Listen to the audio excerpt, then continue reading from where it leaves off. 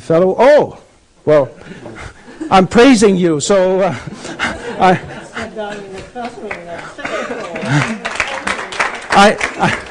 fortunately, I didn't say anything bad about President. And I think myself, of course, came from, I didn't even grow up in Taiwan. President Lai has I don't know, I think he must have taken the biggest risk in his life in asking me to join him here and work with him, which is one of the most exciting things that's happening in my life. So in fact, and of course our Vice President for International Affairs spent many, many years at Harvard and Michigan, Dr. Jenny Su. And so I often tell people that if you add up all our experiences, we have over a whole century of U.S. experience. And it's led by President Lai, and I think that this would be a tremendous opportunity for all of you to interact with him, learn from him, and work with him to bring this university to a new height. Your participation, don't think it's inconsequential. Your participation is fundamental. Your participation is critical for the university because you're stuck with NCKU for the rest of your life. When you get a degree, you're going to be the alumni of this university for the entire life of yours. So you're stuck with us, and you're stuck with NCKU. The better the NCKU, the better is your life going to be. So please do all you can to help us. But I'm sure you want to hear more from President Lai, so I'm going to hand this over to him. Well, I'm sure he'll say that. I will say the same thing. Let's give a round of applause to Vice President Fong, and let's invite up Mr. President Lai. Good afternoon, everybody. I think it's such a nice day outside. You're about to sit inside the room and to meet with each other, to talk to each other. That says something about all of you. I'm very excited to be able to come. In the last two meetings, I missed the meeting because I was away from Tainan. In fact, I had to be at the train station at 3, so I have to leave after an hour or so. But I'm delighted to be here. I think it's very important what you are doing here. So it's very important that NCKU has become an international university. And this is not only important for the university, it's also important for every one of you. It's in the 21st century, it's critical that everybody belongs to, everybody is a global citizen. Everybody understand what the globalization means, internationalization means to everybody. So I'm delighted that all of you take the initiatives to understand each other. And as Vice President Feng just said, NCKU, the success of NCKU depends on the students, depends on your efforts.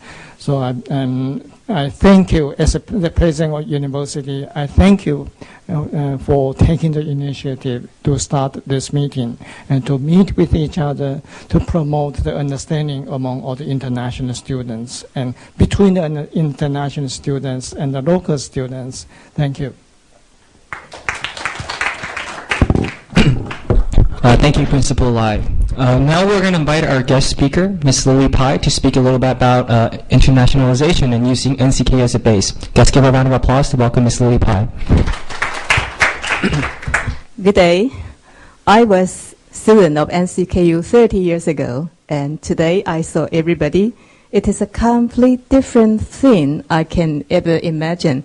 And under the leadership of Lai Xiaozhang and Feng Fu Xiaozhang, I was so happy because international student is something, should be done 350 years ago, Ever 350 years ago, this is an international city, and we are forwarding, by the two great leaders.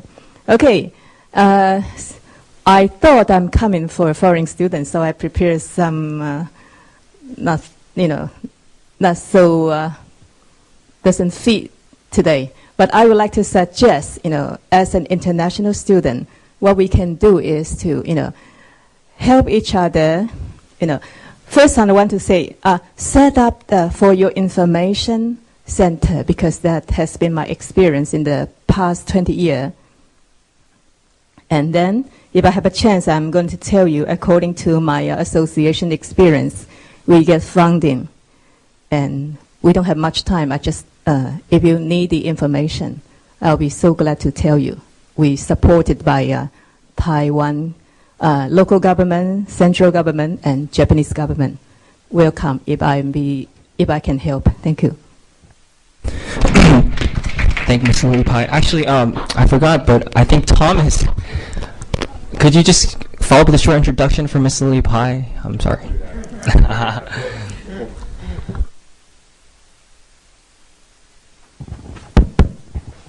Okay, thank you very much all for coming here.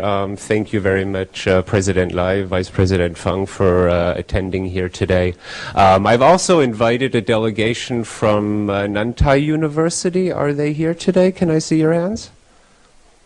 No, I'm very sorry about that. Last time we had a meeting, we actually had a couple of students here from Nantai University because they were also very interested at what was going on at our university in terms of internationalization.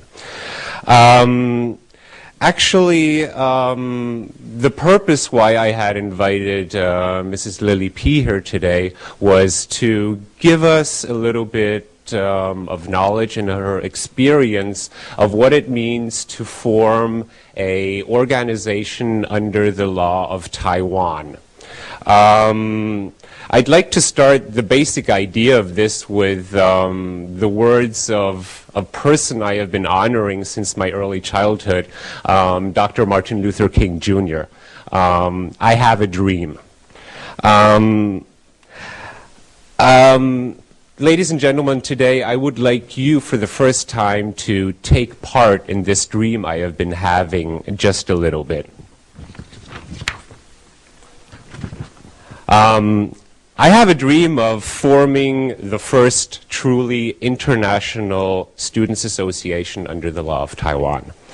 I have a dream of a students' association bridging not only cultural gaps, not only administrative gaps, but also helping the university itself as well as the country of Taiwan to internationalize itself. I do expect to get funding from different government agencies, from universities, as well as from commercial companies. I will be very, very happy to explain this further in detail due to the very, very limited time we have for speaking here today. I would really like to invite all of you as you are here today on Saturday, 2 weeks from now, where I can make an official proposal and we'll also have the presentations to back what I'm trying to say. For right now, I'd like to thank you very much for listening. I do look forward to hearing something from you, hearing your suggestions. I have formed a group on the INCKU website called Forming an Organization. I would like to hear some responses from you. I would like to hear some ideas from you concerning how this could be done together and how we can work together not only inside of our university, but in between other universities as well. Thank you very much. Thank you, Thomas. Just for everyone's reference, the website is www.inkku.com. I for international, inkku.com. It's a very, very good website with a lot of information. So let's check that out and be ready in 2 weeks for another proposal from Thomas. We'll begin now with the first proposal by Philip McAndrew. And let's give him a round of applause for NCKU admission.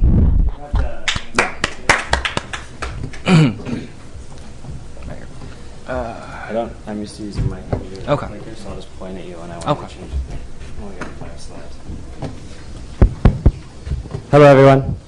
What I'd like to talk with you about is something that I think is more predominantly going to affect the IMBA program as a whole, more so than perhaps the entire NCKU university, but at the same time, in the goal of internationalizing, I think it may help us become more competitive. And this is our application timeline. And what I'd like to discuss, because I'm not familiar with the Taiwan rules, the Taiwan timelines, and all those things that make it national, I'd like to hear from you guys what we can do to get us more on the global track. So our current application timeline is approximately these dates. Around the end of April is the application deadline. The applications are reviewed in the middle of May. And then at the end of May, it's electronically announced who is in the programs, who's not, who's accepted, who's not.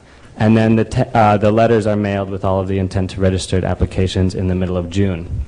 Now, for many of us in the master's programs, we have prerequisites that need to be fulfilled. Most of the time, those are fulfilled in the summertime. And right now, if you are living, for me, when I was living in the United States, when I received my application, I had to go to school in my home country to fulfill those prerequisites in planning. But had I not done that, I would have found out June 15th. I had to go to school before I knew whether or not I was going to be admitted into the graduate program. So I had to pay a lot of money in order to enroll in another school in order to fulfill these prerequisites. Now, if you don't do that and you wait till June 15th, you are then going to have to come very quickly over here to fulfill your prerequisites in Taiwan. Now, that doesn't leave very much time for packing up your life, selling your car, changing everything that you have to do in order to make that happen. So my proposed application timeline is next. This is more on the international standards. It's about in line with the University of California systems. Having an application the year prior during November, decisions announced, applications mailed February, and knowing whether or not, and then having the school understand who is going to be coming to their programs by the early April. And what that, not only does that allow the people that are coming to the school to prepare for their arrival at the university, but it also gives the university ample time to prepare for the students that are coming, as to organize orientations, to organize all those things, as well as have things set up for their arrival. When I came, dormitories, all types of, a lot of administration things were falling through the cracks, so it was a very difficult transition period. So here's the basic benefits as I see it.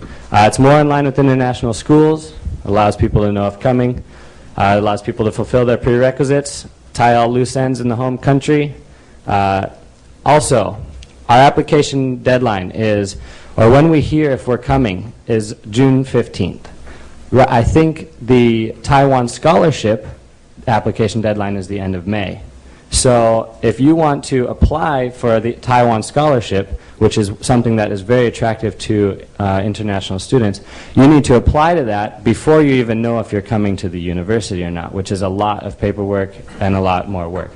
So it will allow the application to know which school you're going to, as well as apply for those scholarships.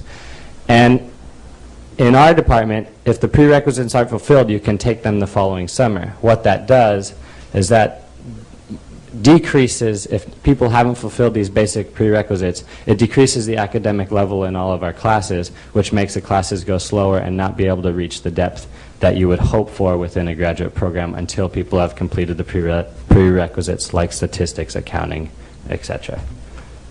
And then a direct benefit is if people know that they can come to NCKU earlier, they will probably choose NCKU because they can come here first and be secure in that thing. Things can be organized for incoming students, as well as it allows time for more questions and answers. And so that's my presentation. I'd like to open it for discussion and see how it could work in Taiwan. Thank you. The floor is now open for discussion. Mike? I'd like to ask, what are the information you refer to before you make a presentation? Like, is it on your personal basis, or have you referred to any other?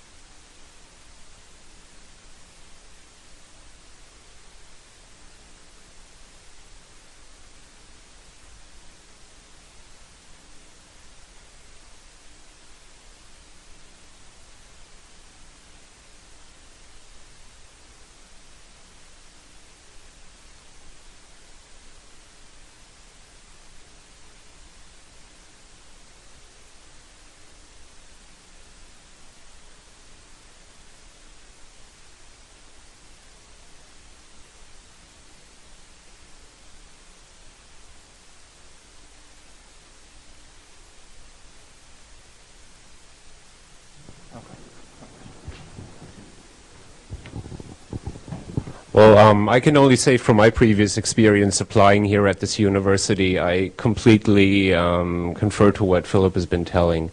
The application procedure, as far as my research has been going, to answer your question about how the timelines of the other universities are. The university timelines here in Taiwan are very similar to each other. So if we could get ahead with our timeline here at this university, I think that would be a substantial benefit for recruiting future students here at this university. The sooner I get my application or my notice that I am being approved at the university, it makes it more comfortable for me. It's very easy. Thank you. From the back.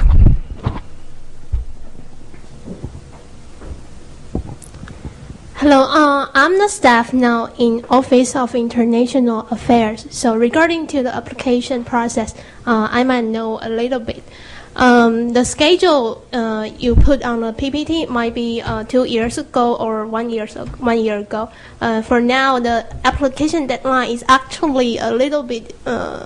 It's about April, the first week of April, and for process, I believe you might interface some complicated thing, but before it was under our duty. It wasn't under the international affairs duty. So the process, the application process, actually has been transferred. Once be transferred. So now we are working on it. So first of all, we hope we can do that online, because other school is already on. Some school already have the online system. So we were working on the first one, the applying online system. The second one is I suggest we can do it in two sessions, like first early bird that we can end it on in January or something. But I found out that this year the applicants so far now it's already March, but we didn't receive so many package to us. So I don't know if it can still work if we work it in two sessions. Yeah. So that's my opinion.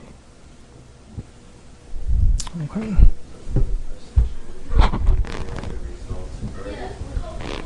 The result earlier, just like the Thomas said, if the student know earlier, then they can decision whether to come or not. Is that something like a early action or early decision? Yes. Something like that? Yeah. Okay. I think we have the same sort of thing in the States, and it's approximately around September. I'm sure that the President, Vice President would know better, but it's I think it's around September for an early bird application. Mm-hmm. And I am happy that you guys are working on it. One thing I did hear when I brought this up before is that it's possible that these deadlines are in line with Taiwan testing. And if that is indeed the case, it may be difficult to change them too much, but it would be worthwhile to consider how much we can advance these. I don't know what it is, and I don't know who is in charge of application processes, and if it seems like a lot of things at NCKU are departmentalized. So like each department takes care of their own things, and it's not anything that's school-wide. So I don't know if applications are one of those processes or not.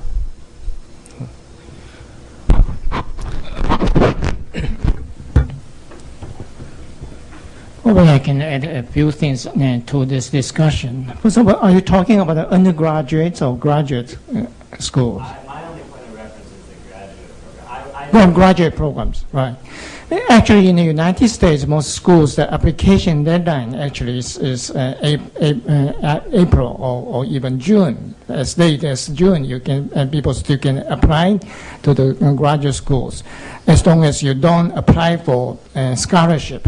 But if you want to apply for scholarship, then the deadline is, you are right, the deadline is sometime in November. So, for instance, you apply by November, so you receive the decision letter by January or February or March. But in Taiwan, there's a strict deadline actually imposed by the Taiwanese government, the Department of Education. The reason being that everybody needs to go through the entrance exam. An entrance exam cannot be held until March 1st. Actually, today is the first day. Any university can have the entrance exam for graduate schools. For undergraduate schools, and also this sometime around February. And the Department of Education stipulates that every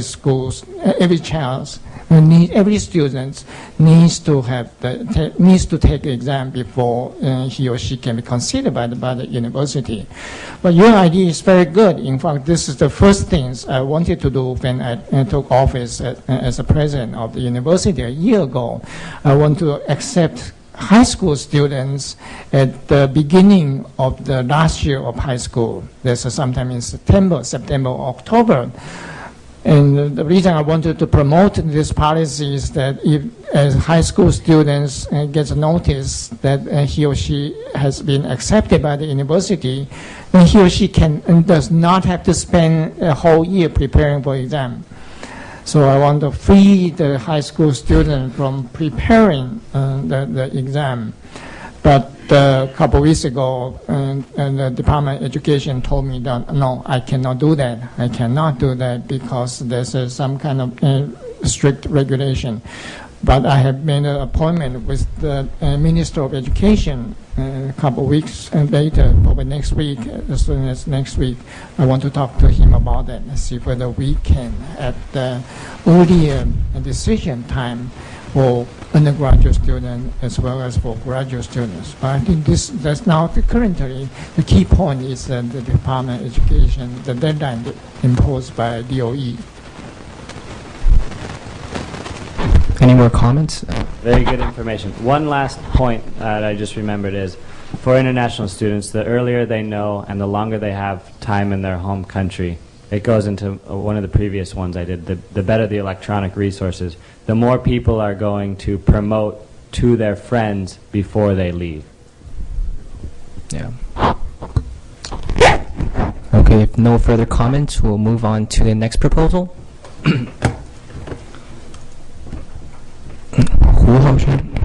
We'll present on AUSL.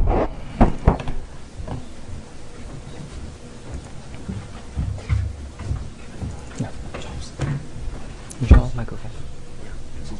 Oh, Charles. Oh, Charles, okay. Microphone.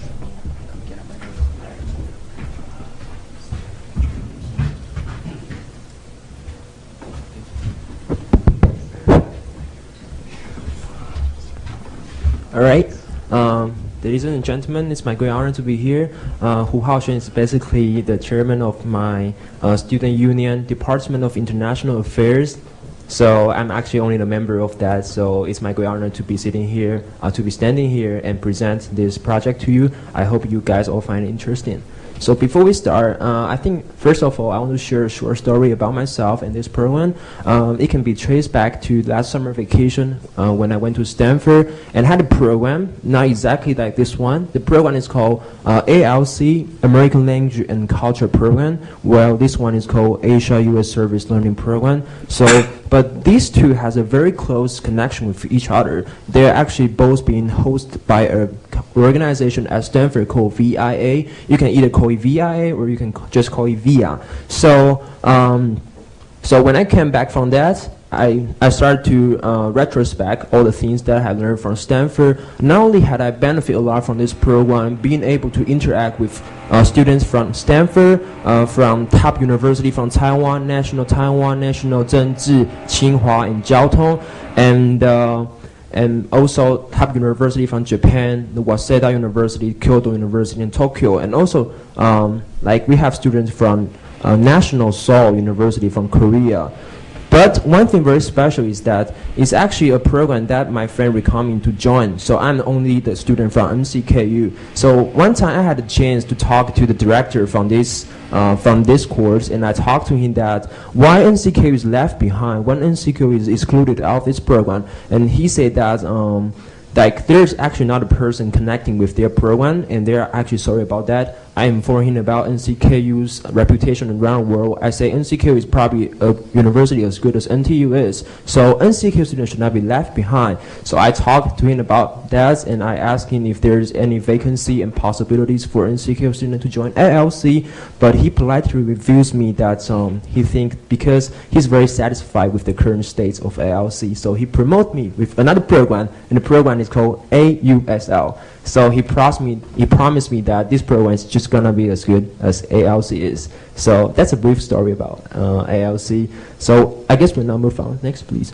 So VIA, first I'll introduce VIA. VIA is a non-profit organization, NGO, dedicated to promoting the understanding between the American culture and the Asian culture, not only Taiwanese culture, through education and service. Founded at Stanford from 1963, VIA has promoted American students and residents a short-term chance to exchange their language and work part-time, like work for a short-term time in Taiwan, Korea, and Japan. And VI will host a big scale of camps around Stanford and Taiwan and other universities. So VI has played a big role in fostering understanding between different cultures. Next.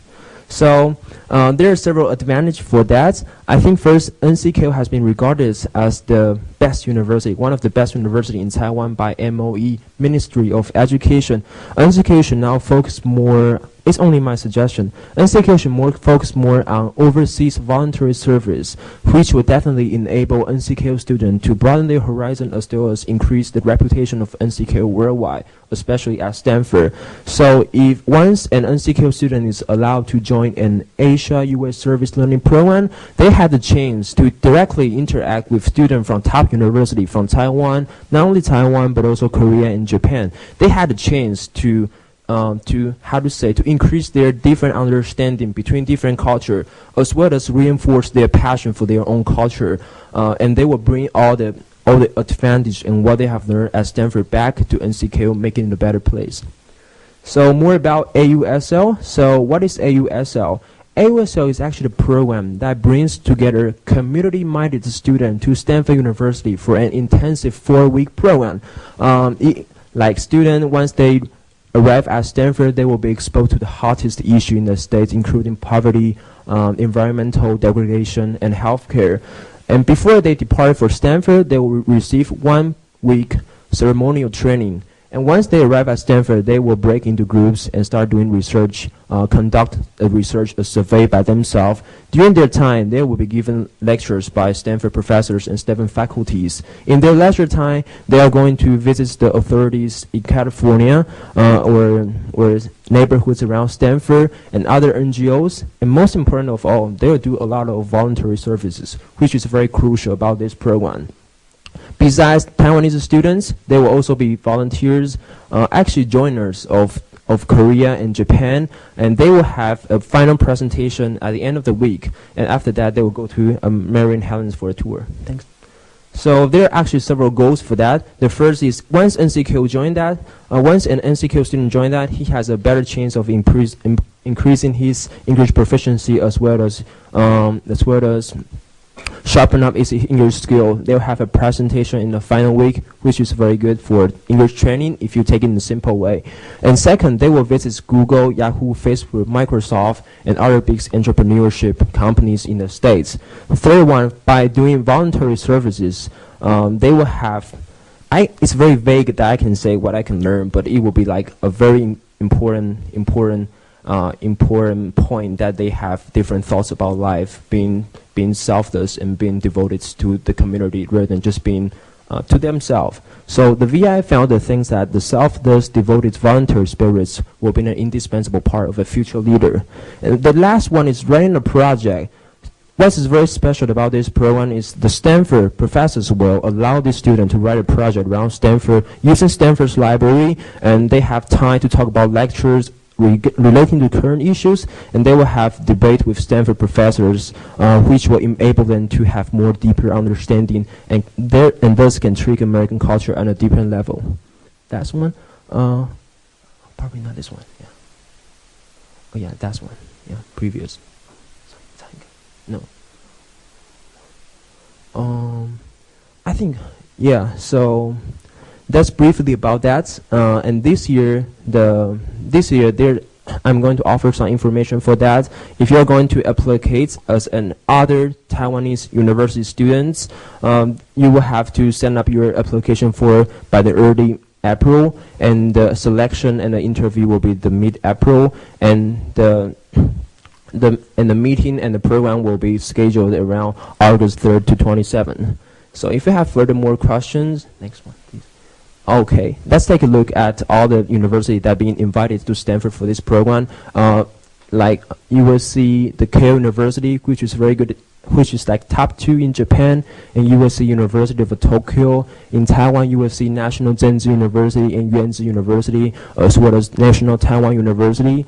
In Japan, you also see Doshisha University, also is very good. So these students from these universities will have a chance, because the director of the program will go to their school and have an orientation speech to their student by promoting the program directly to their students. So this student can actually take a very good advantage of these schools, because the Stanford faculty will directly go to their school, tell them the information, and welcome them to join.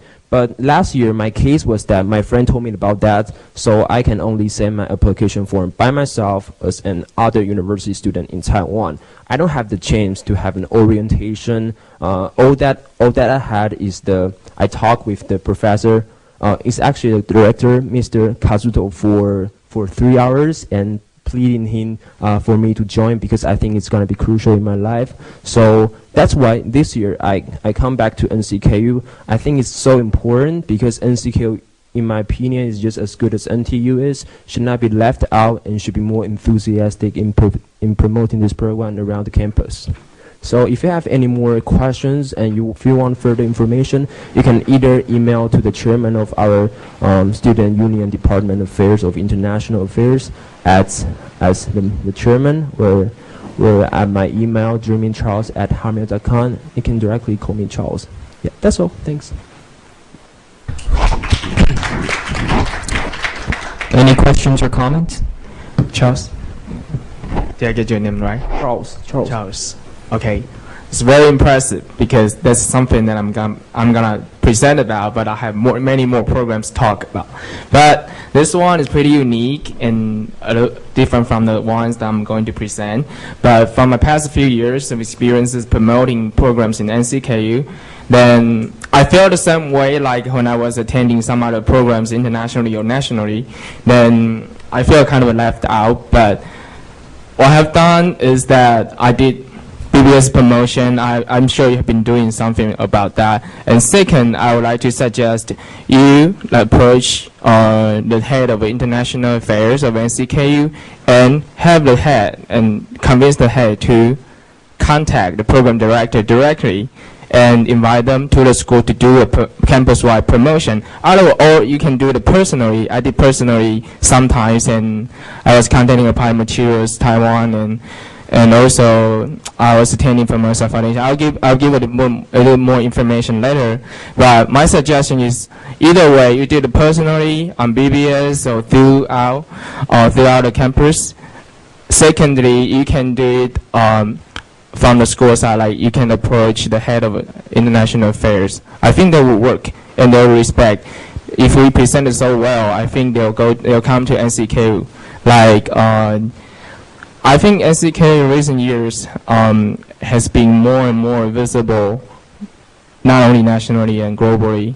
Then if you prepare a little bit better and you have been there, right, and you are the only one and probably the first one to the program, right, I think you should do that, because I think I've done so much about this for my past few years in NCKU, and I'm very happy that there's one is promoting the same idea. Thank you for your questions, and I'm able to allow his question. Right. So I probably want to share with you my approach of promoting this program. Immediately when I come back to NCKU, I joined the student union as a member of the international affairs. So I had a chance to directly talk to the chairman of the department, Miss Hu. So, and we both concluded that we should go to the the head office of international affairs of NCKU, right? And we talked to I think she's a doctor from the medical school. Yeah, yeah, Doctor. I think it's Dr. Lee. Dr. Lee. Lee.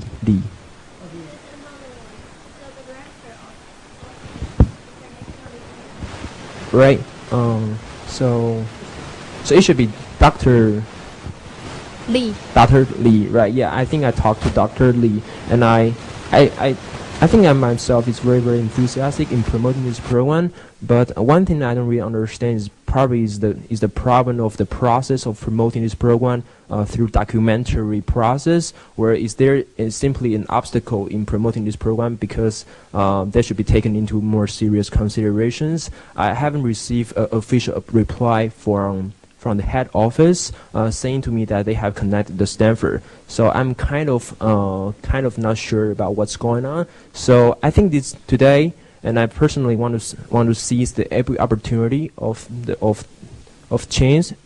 Seize every opportunity to promote this program. So that's why I come here today. And one thing very crucial about that is what's the difference between a student attending this program by itself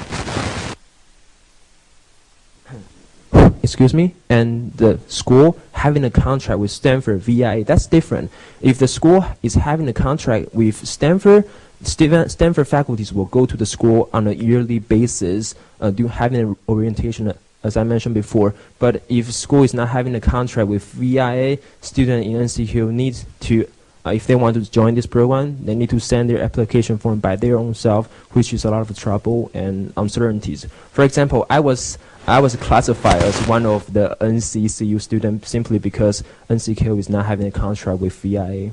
Yeah, thanks. So. Could I have one more question, Charles? Sorry, this one. Well, actually, since it's an international meeting, so I'm like, probably, like. Thank you. So I concern the AUSL program is for international student in NCKU, they can apply also. Okay, so as long as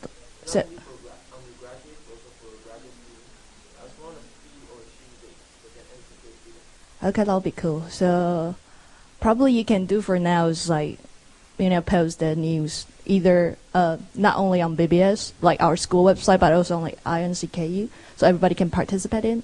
That'll be a good promotion way as well. That would be like what we will be doing for the couple of months because the application deadline is going to be the early April, so that's for this year. So students from NCKU, if they have any interest in joining this program, they need to submit their application form as an other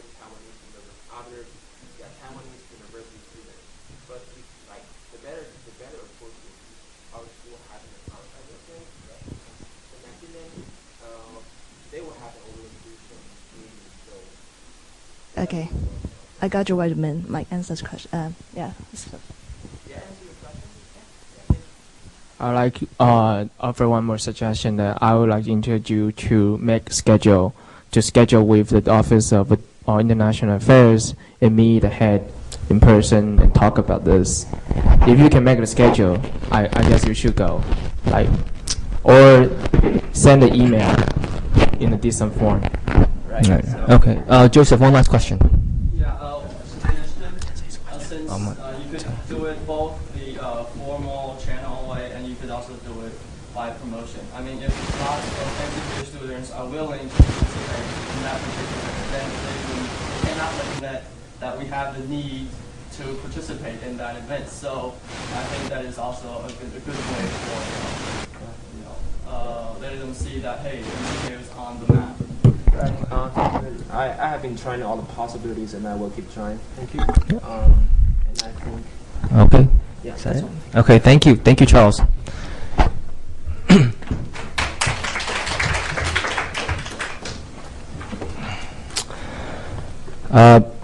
Next is the representative from IEAS. Oh, okay. To represent on the what this club is all about. Yeah.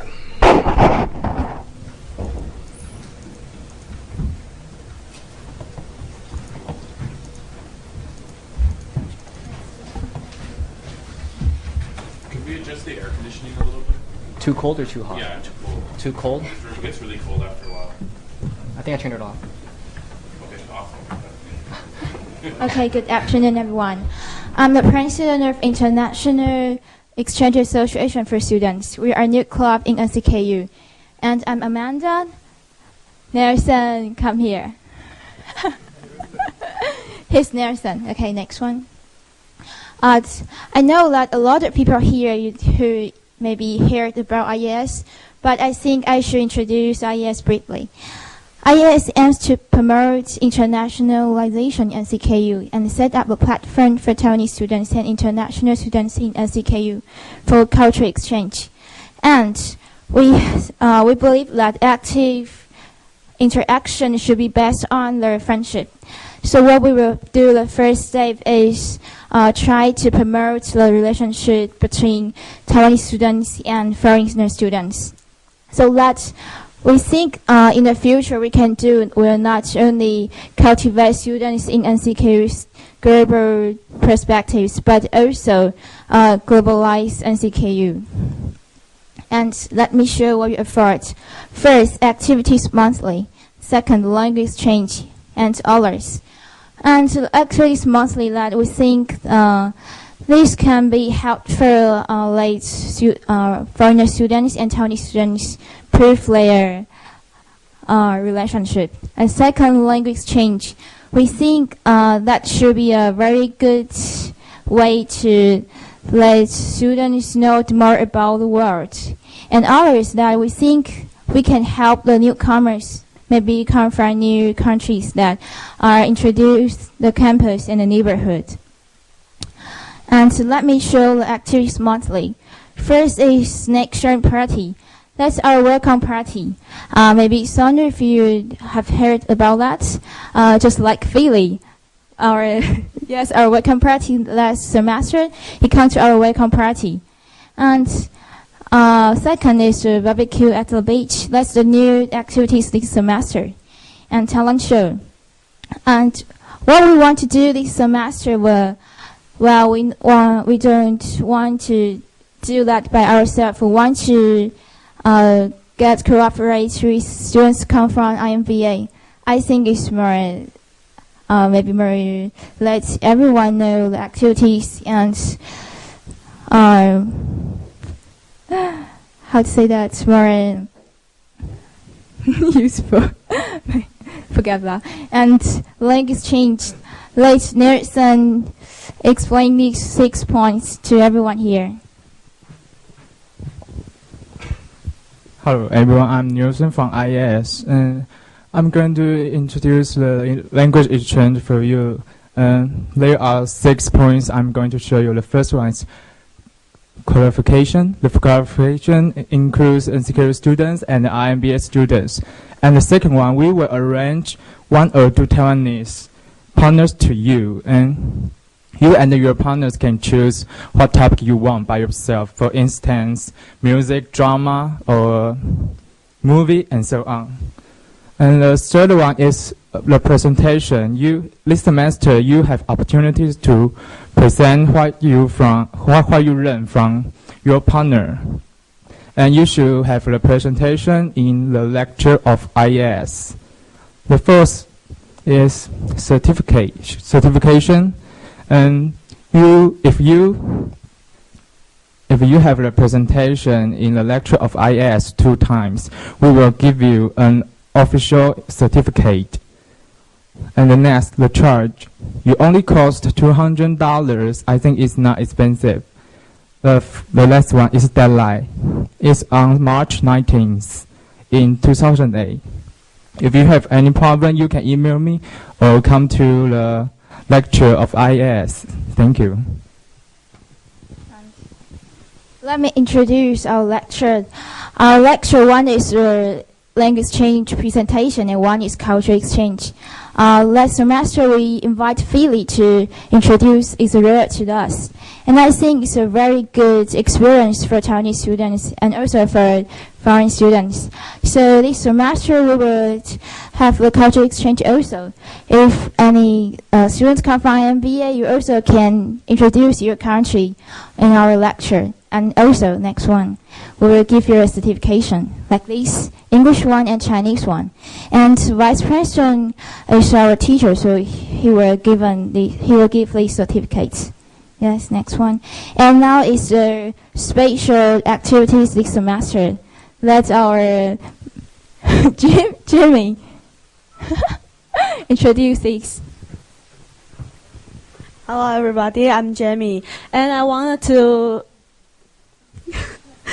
interview this barbecue. And this is our new activity in this semester, and we want to invite everybody you here, maybe Isaac or the Moon. Is that? Yeah, and MBA students to go to the beach and have a barbecue. And I really want to invite that because MBA students maybe here in Thailand didn't go to the beach for a barbecue, and you know the normal barbecue, but in Taiwan there's a special way to barbecue. We barbecue in land, in sand.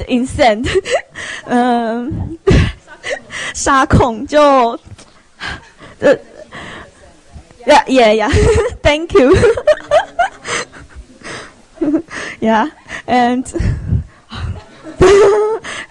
let me look up some tips. Oh, okay. And because the special way barbecue needs maybe take much time, so we will have some play some game at a time, like playing barbecue. Huh? What? Okay. Okay, and you will come and you will know. And 我词穷了。Okay, I think is that the last slide? Okay. So Questions and answers? Oh. Is that a question or Any comments? This. I put it on our calendar. Okay, yeah, it's on the calendar. You put it on the calendar. maybe I can map to you. August. Okay.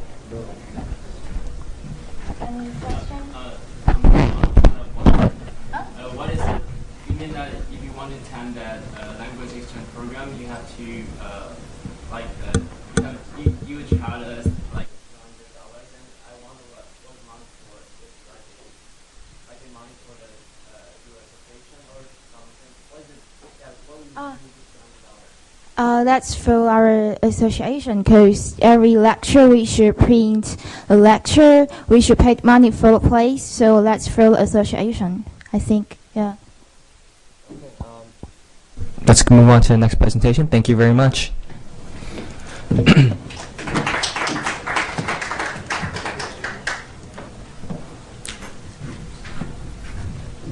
Mike, just a reminder to all the presenters, the lady in the white in the middle will give you a sign for 5 minutes and 1 minute. So just try to control your time.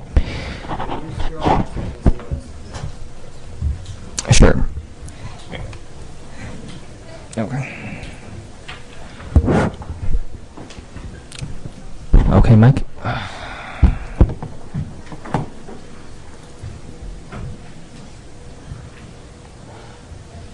Good afternoon. My name is Mike Lee. Here I would like to introduce you some programs that I have known and I have attended before. And the reason why I want to share this information with you is that it's pretty similar to what Charles just talked about, that I felt kind of left behind whenever I went to any program nationally or internationally.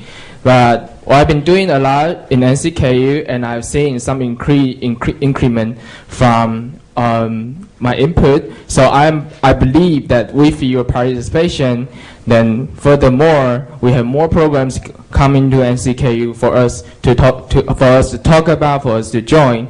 And so I would like to bring your attention to this. Okay. First one is a summer program at NUS National University of Singapore, and I listed the link here, so I want to give it short and sweet. Like, the programs offers participants excellent opportunity to learn about Singapore. I don't want to mention too much about Singapore, and I would like to have you to just go to the link, and those information will be available on incku.com. And the application deadline May 16, so we still got time for this year. So if you are interested in going to during summertime, go ahead. Second, summer program in Hong Kong. I believe it's pretty similar. It is more about economic, political economy. If you are interested in the subject matter, I think you can go. So there's also a direct link online. Next one, Formosa Foundation Ambassador. This one's a little bit more political and diplomatic. And I went to the program 2 years ago, and I learned a lot from diplomatic skills and communication skills. I met lots of congressmen in person, and I talked about some issues about Taiwan and Sino-American relations. And we had training in the LA for 1 week in DC to visit some offices at U.S. Congress. And then we came back and meet the president of Taiwan. And so I believe it's going to be a very good experience for Taiwanese students. They'll be selecting 10 from Taiwan and 20 internationally, mostly in the United States. So whoever found you fit the qualification, you can go. But if you're not interested in the issues they bring up, then you can go. It's up to you. Okay, the next one. Okay, this one is pretty exciting. It opens for all Taiwanese students. And now I know they are opening to international students as well. And I don't think it's open for Chinese students, I don't know. And then I believe they are also inviting students from MBA program to join. Mostly they'll be inviting students from engineering, but these years they are opening up chances to MBA students. I believe they are opening up for MBA students if you guys go. And you'll have a camp like 4 days at Hsinchu, and there were some trainings and talks, and you'll be doing a business presentation at the end of the day, at the end of the program, and there will be some very distinguished professors and industrial people to see your presentation, give you comments, and then select 20 from 50 people. When I was there, they said 15, and right now they are selecting 20, so you will get more chances, and then they are selecting by group and by individual. And then you will get scholarship and go to Silicon Valley, United States to meet some entrepreneurs, and some of those entrepreneurs are alumni from this school, from NCKU, and they'll be visiting the global president of Applied Materials, which is a very big equipment company for semiconductor and solar cell industry. Okay, next one. Business competition.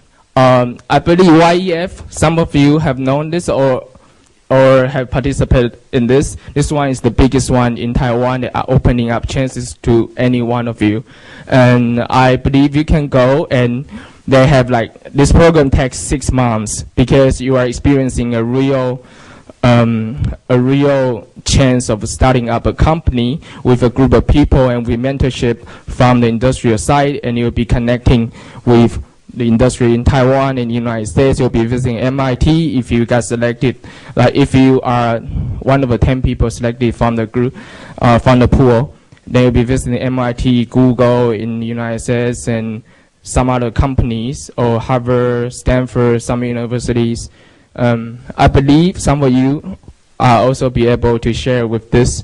And then long-term Weishao's, the idea is based on a smiling curve that was brought up by the founder of Acer. Taiwan's industrial development should be going to the two sides of a curve to add value to the products, and also to either add values or and coast now or something. I can't remember. But I've been here. But I went to the semifinal. But I got a failure. It's final process. But it's okay. It's a pretty good experience. You are interacting with different schools. I was organizing a team from top 4 universities in Taiwan, National Taiwan, Tsinghua, and Jiaotong, and Chengda. And we got a very strong team, and we did everything online. It was a very good experience for me that we didn't meet up in person. We did everything online, and we went to the semifinal. And then we win in Taiwan Industrial Bank, and they are having a lot of good programs. Then what I want to share here with you is that I will encourage international students to team up with Taiwanese students to go for that. What I know is that there is no team that's composed of international students and Taiwanese students. Mostly for Taiwanese students, but I read the qualification, and I believe you guys are qualified to go. Okay, next one. Okay, L'Oreal, I didn't go to this one, but I believe this one is pretty international. You do your startup online, and it's about cosmetics industry, and I would like to encourage you to go. I think it's a little bit time consuming during winter vacation. People, last year we had a team from Zhongshan University MBA program to win the second place globally. So it's pretty impressive. That means that we are also having this opportunity to win. So just here share with you. Next, thank you. Okay, this one is a little more domestic. This is for this is in Taipei, 5 days. Zilvia went to there, and maybe some of you have been there, I don't know. And we were talking about global issues, 5 days all in English. And you'll be visiting MOFA, Ministry of Foreign Affairs, and Taichua, Taiwan External Trade Development Council. Then you'll get a better understanding of Taiwan economically and politically, and Asia Pacific. And this year they are bringing up topics about Asia Pacific. And you'll be meeting a lot of students from different universities. Those are pretty elite. Those are pretty outstanding students from every school. And by interacting with them and making good friends, then you share your ideas, and you'll find people who are leading probably the same life with you. And I had a great time there. I made some great friends, and lots of members from my club, Toastmasters, have been there. So I believe for elite development program and the one in applied material, NCKU has built up good reputations over there, simply because my personal promotion and the strong participation from my club. I believe if you go, you're from NCKU, you'll be accepted very, Okay, next one. Successful example by Taiwanese. This one, I was very impressed by this team. This is a Taiwanese team which won the championship Demo.com, the Silicon Valley, and this the application they provided on the website is very impressive. And this team is also based on one of the programs I just introduced, and it combines Facebook and Rage and Google Map, and put a little bit psychological ideas to improve human interactions on the website. Then you can take a look. Just a quick information. Okay, this one. Like international program volunteers, I was trying to dig up some more, but I'm very happy that there was one presented today, and you can also go check out some volunteering program. Is getting very popular right now. Okay. Okay, why are we going out for international program? Then I would like to share my personal experiences that I learned a lot more than inside the class. Then I learned a little bit more professional skills, and I get to understand more about teamwork and networking, and got some experience of confidence. And then you got confidence, you can go very deep and very broad. And you'll get more global perspective from the interactions with the friends you make there, and you'll increase your global mobility, and you'll duly achieve the interdisciplinary learning experiences that people have been promoting about. Okay. Last one. Sorry about it. These are 3 quick ideas that I was going to present to Vice President or President, but they were not here. But I want to quickly talk about that. Maybe you can add some more ideas here, and then later on we can give a report to them. One is I want to I want to encourage students to build up a network that combines internship and alumni groups, and it serves as a solid network for NCKU young professionals. Then I would believe that many of you are interested in that, and then you can give some ideas there. And mentorship and alumni groups, these two are pretty similar, and it improves interconnections, network for NCKU for future development. If these two programs are successful, I believe that the idea we talk about alumni group will be really true start. So, okay, these are quick information. Okay, next one. Oh, sorry, Mike. Due to the time, can you make some closing remarks? Okay. I'll skip this one. Okay, right now. Yeah. Any remarks? Hear some opinions or ideas from you, and we'll put it on the meeting minutes. Okay. If there's no remarks, let's thank Mike. Yeah. Joseph? Is it possible that you come back with a more detailed proposal on the last... the next meeting? The 3 points that you mentioned, is it possible that you make it more organized and detailed? And can you share with us some next time, next week? Okay, I would like to do that. Because I think that's a really...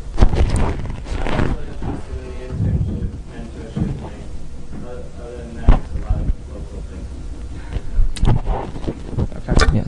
I would like to talk to you. I'm sorry I just missed your presentation, but I've seen it before because you've already sent it to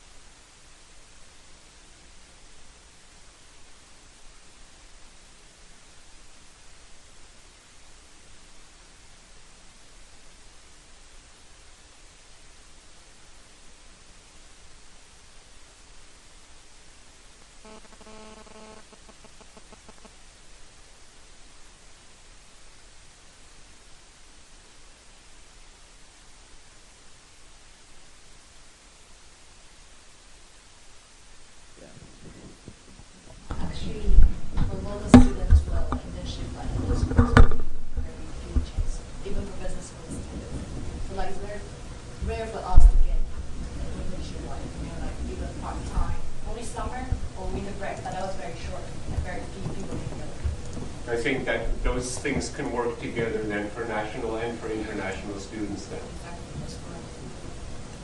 What I understood is that only medical school right now has a very good internship program, and they actually have that kind of program for many decades.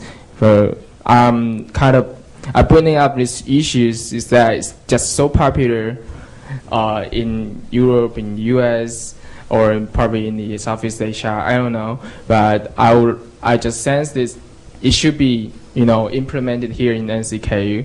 So if you have any ideas or opinions due to the time limit, I would like to encourage you put your ideas on the NCKU board. You can share on it, then register it, subscribe to the NCKU internationalization team group. Then you can give ideas, and then we'll put it on the meeting minutes and do a report to the school. So that's all about my presentation. Thank you. No problem. Just a quick reminder, like Mike said, all these PPTs will be up on the INCK website, so all these links, you guys can go check it out there. And also, where's the sign-in sheet? Did it get moved around? I started over there, but the sign-in sheet disappeared. It never showed up? Can we start a new one? Yeah, that is the sign-in sheet. All right, pass it around. Just leave your name and email. And, okay, we'll start with the NCKU MUN Club proposal. Joseph? Okay, thank you for being here today. And I'm the club president of the NCKU MUN Club. and I'm also a senior from the Foreign Language and Literature Department. Today, our first proposal here would be Model UN Conference training, and also we are hoping to host one also in NCKU. Okay, next page. Okay, we can skip this one. This idea has been presented here last semester. If you have participated in the fourth meeting, but I'll still run it through quickly for those of you who have not heard of this concept. Model UN is a simulation of the actual United Nations. Participants like us, we take on a role as a diplomat as a foreign country, and we discuss, debate, and negotiate with other fellow delegates to reach some kind of consensus to draft a resolution to solve the problems, and to in reference to issues like international issues, including international politics, world economy, human rights, etc. Okay, next page. And so, how do you prepare for a Model United Nations conference if you are interested in joining one? There are 5 important points which I've made in bold yellow letters. And also, the best way for this preparation is to come to our club meetings. Okay. Basically, is first of all you have to register first, and then you research on the topic and the country you represent. You cannot pick your country. The country is assigned to you, and the topic is there is 2 topics for each committee. And so if you are assigned to that committee, you have to prepare for that particular topic, and from the angle, the stance of your country. Okay. And we also recommend that the delegations from the same committee could group into a study group, and they could discuss the issue. And also, before you go to the conference, you have to write a position paper. A position paper is done with the background of your research on that topic, and that 2 topics, and the stance of your country. As for me, like last year, I attended the National Mon in Taiwan University. I was representing Malawi, and so we had to write a stance for Malawi in 2 topics. One is debt relief, which is essential for Malawi, being the 27 most poor countries in the world, and also on global warming, which in Malawi's case, they are suffering from the climate change and causing them to have droughts and floods. Okay, and so after attending the conference, being in the conference, you would have to know the rules of procedure, which is also an essential part of this conference. We will teach that in our club meetings, and we will have 2 chances for training, practicing. And one is there will be a model zoo conference, which we will simulate in our club, and also there will be a mini MUN conference. We will get to that later. Okay, and there are there are also 2 legal written documents inside the committee, which we will also teach you guys if you're willing to participate. A working paper and a draft resolution. Draft resolution is basically the difference between those 2 is that the draft resolution would have to have signatures of other delegates in the committee. So in order for a working paper to become a draft resolution, you would need to have some kind of consensus with other delegations. So it means that you would have to get into intense debate or negotiations and discussions for a working paper to become a draft resolution, and a draft resolution being comprehensive of many stances of many delegations. Okay, next one. Okay, so what is a real MUN like? We have a few pictures. Okay, this is the opening ceremony last year at Chenji University. This is, some of you might recognize, Mayor Ma. Okay, next one. This is, we call unmoderated caucus inside a committee where people get up from their seats and engage into group discussions. Okay, this is a really important element of the conference. Next one. This is a lunch gathering. You can see someone with a lunchbox here. There are lots of these informal settings where actually most of the important things are really done. Inside the conference, there's only one guy speaking per time, and so actually here you get the the ideas across, and people are more acquainted. They get into a cooperating, and ideas and clauses get written down. Okay, next one. This is a voting session. You see these big plate cards with their country's name on it. The plate card represents you. You're recognized by the chair by this plate card. So the plate card is really important. Be nice to the plate card. This is the diplomatic soirée. This one is the national one. Last year, last November. You see people get dressed up formally and look nice, look phenomenal. Next one. And you dance at center floor. Cool. Okay. And so, we will have a mini conference here at Tsinghua University. The time is basically set for May the 10th. Please, hopefully, we wish to book this conference room. And the topic will be out by March the 20th. We have already assigned our chairs and co-chairs. And there will be just coming up with 2 topics for people to engage in. And there will be a registration deadline. That will be around mid-April, which according to school schedule will be around midterm. Okay, and there we have, because we have not yet held this kind of conferences, so we really need suggestions and help, or pass on knowledge and know-how from people who have already done this kind of conference, and also sponsors. Okay, next one. And the goal for our club this semester is to go to the Taipei Mon this year at Tsinghua University. And the date would be May 30th to June the 1st. It's a 3-day conference. The registration fee is $1,200. But if you register before March the 4th, you have a discount off for $200. The registration fee does not include accommodation. And there are 4 committees this year at Taipei Mon. GA is the General Assembly. SA is the Security Council, and of course WTO and WHO are, everybody knows them. And if you are interested, you can log on to the website www.tmon.org. You could look up the topics of these committees and also take a look at the registrations. Okay. So are there any suggestions, questions for this session? Yes, it's all in English. The formal language, official language is English. Yes, but people still, talk a little bit Chinese in the informal settings. Yes. Okay. Yeah. 2 questions basically. I see there is some kind of workload for the people participating. Yes, there would be. Yes. May I ask, what does the student himself get for participating there? Apart from experience and knowledge, do you offer any kind of certificate, something that people can put in their CV afterwards? Is question number 1. The question number 2 is, have you been running for any kind of sponsorships from the university itself? 1,200 NT is a lot of money, plus accommodation, plus getting there and back. I guess we're talking about a big bulk of money. Have you been trying to apply for anything?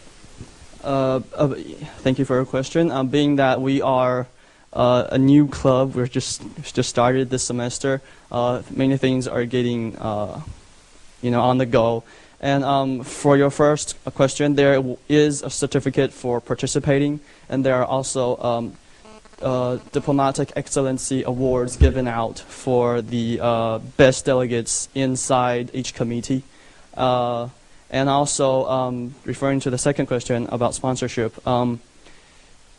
because from my standpoint, I think that $1,000 NT for this event, and comparing to all the other events like Mike just talked about, it's still relatively cheaper. Yeah, and also talking about sponsorship. Oh, okay, I'm sorry. Okay, but that's only a few. Okay, yeah. And students participating in this event. Because it would be more of a. Well, I can say no. I've not yet talked about this idea to the school officials. And but then again, because there are lots of these kind of events where students could apply to personally, it would be kind of hard for them, to to sponsor every one of these events. Yeah, that's yeah. Okay, thank you, Joseph. Due to the time, we'll move on to the next presentation. Thank you.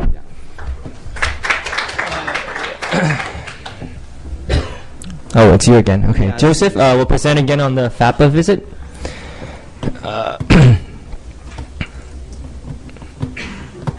Uh-oh.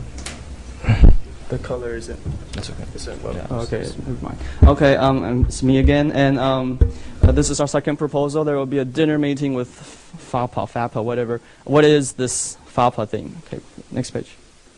It's the Formosan Association for Public Affairs. It's a worldwide non-profit organization. It was established by second or third generations of Taiwanese people in America. They are basically a lobby group that aims for the federal congressmen and representatives. Yeah. And this is their goals, basically to promote international support for Taiwan, to promote relationships, cooperation, and especially the third one, the right of self-determination for the people of Taiwan, okay? And also for peace and security and rights and interests of the Taiwanese people. Yeah, this is basically their goals, but that's not our point here. But the point is, what is the purpose of this meeting? Why is FAPA coming to NCKU? FAPA wants to understand what the next generation of Taiwanese people are thinking and what they want for this country or this island, okay, whatever. They want to understand what's going on here in Taiwan and also want to make get to know the young people here in Taiwan. Okay, and this is the old. Okay, no problem. There will be some of these issues which on the new proposal I actually deleted. This is okay. We could skip them. Skip them also. Skip this one also. Yes, there is one page left out. It's what we wish to achieve.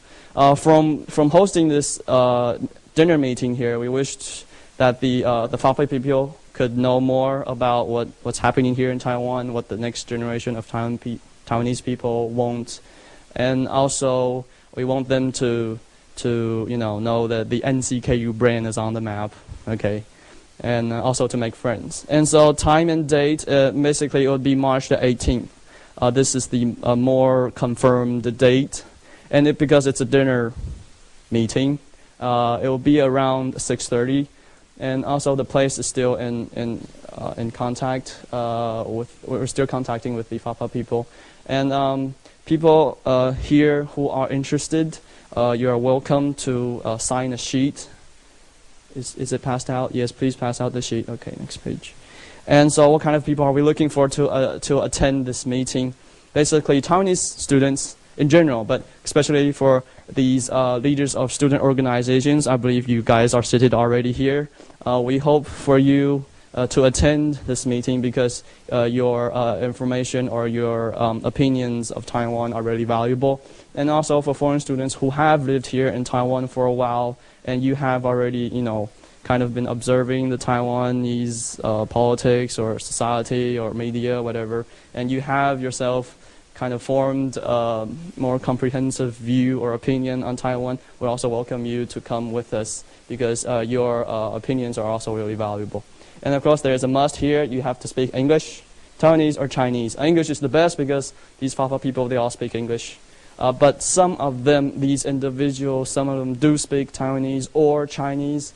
So on the sheet being passed out, there is a place where you could, check what languages you speak, and we would have to, beforehand pair up with the people who speak certain languages so that there won't be, interaction problems. Okay, so next. So yes, the registration would be needed, and because of the sorry of the inconveniences, because the time and date is not yet, finalized. So we will email you on March the 7th of the final confirmed date and location, and also the whole event schedule.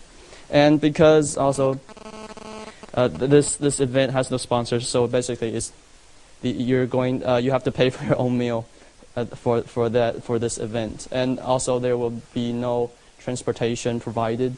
So if we are going to a rather further away restaurant or hotel, you would have to, get there by yourself. Okay, next.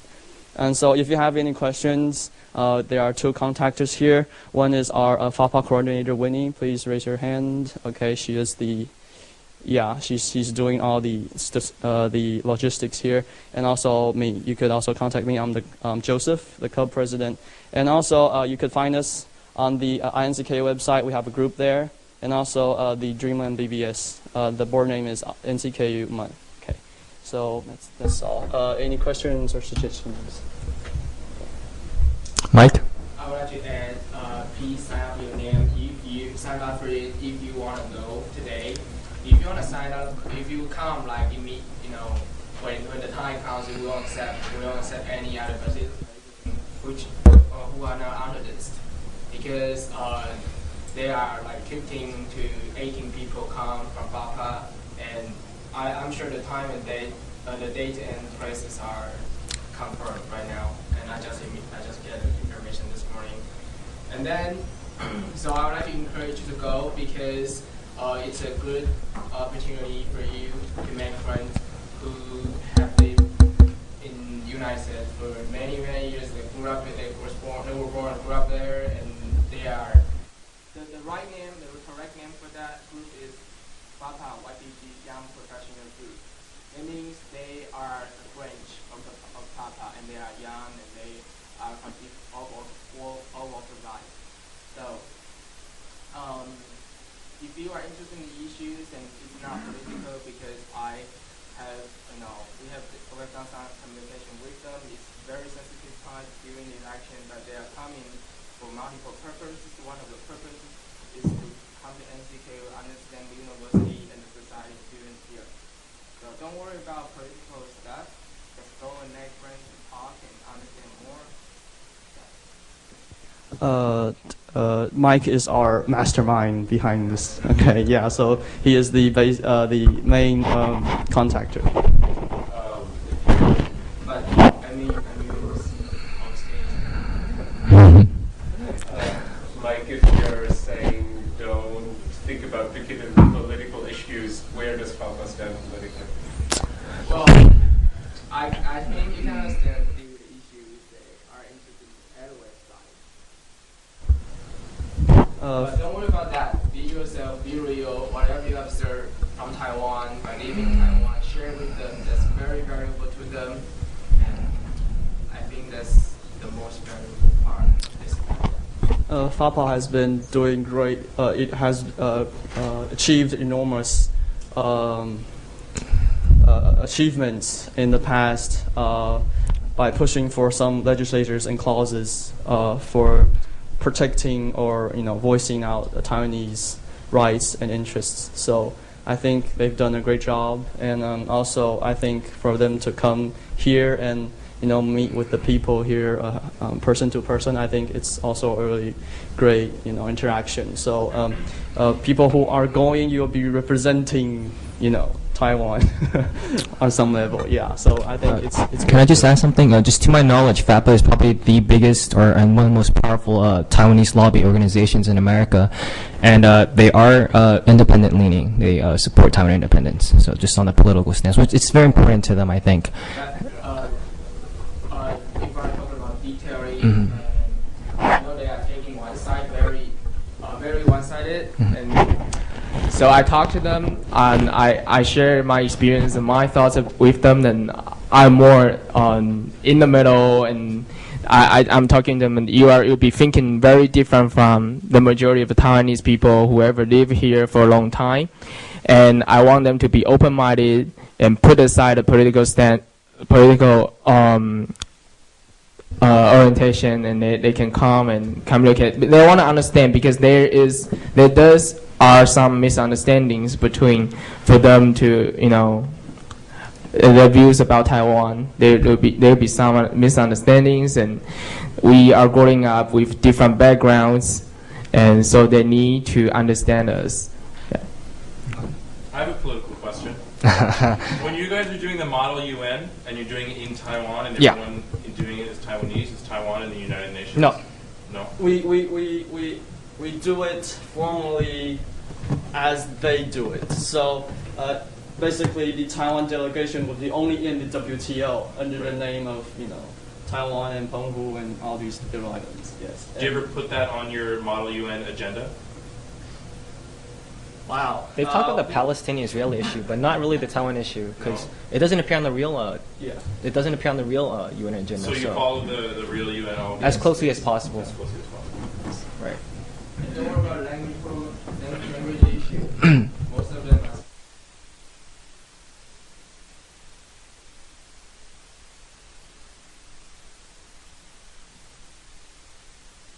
Other questions or suggestions?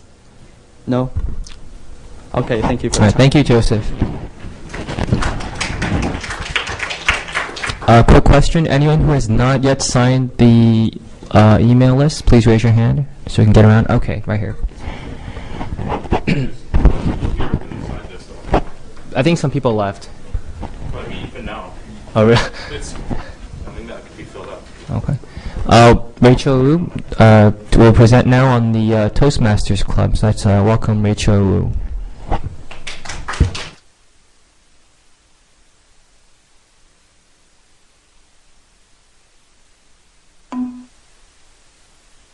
Everyone.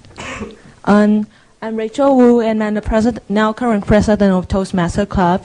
And I know some of you may have attended our club's meetings.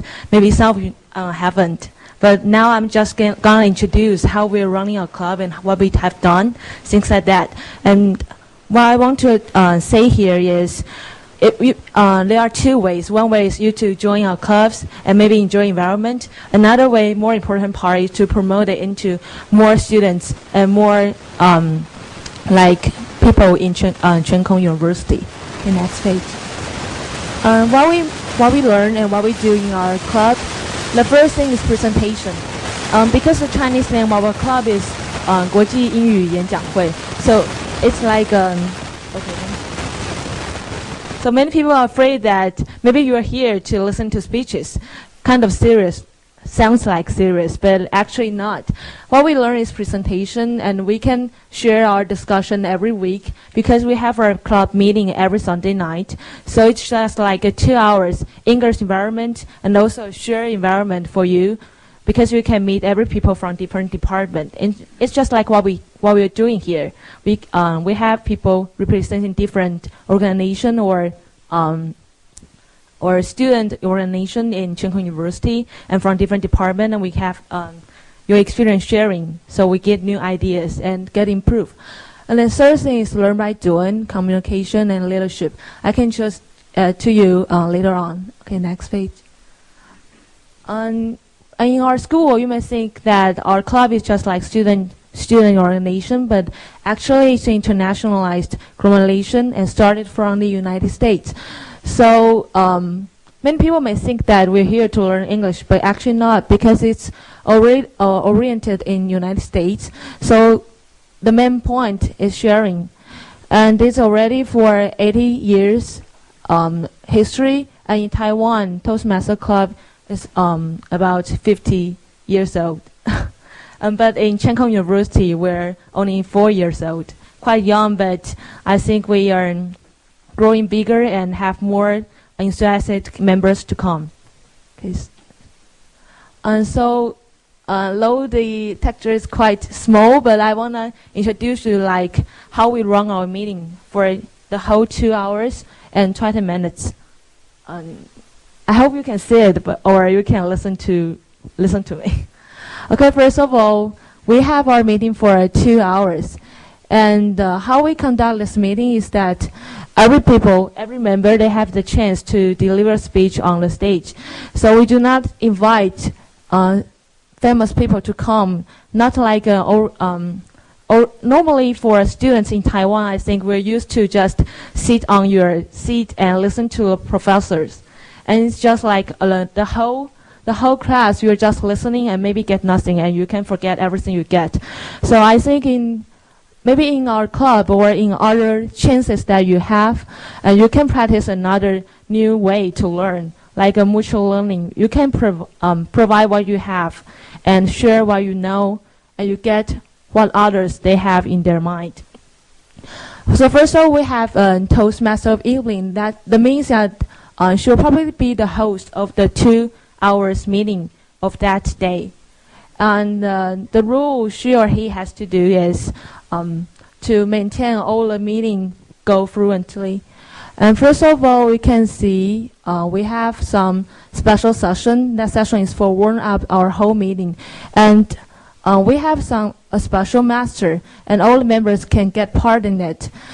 Like it's a learn by doing process, and you can be the master, and like you can present some jokes, magic show, or anything that you prefer and can make others happier or make new members come to feel more comfortable. And second part is our manual speech session. In this session, we have many speakers.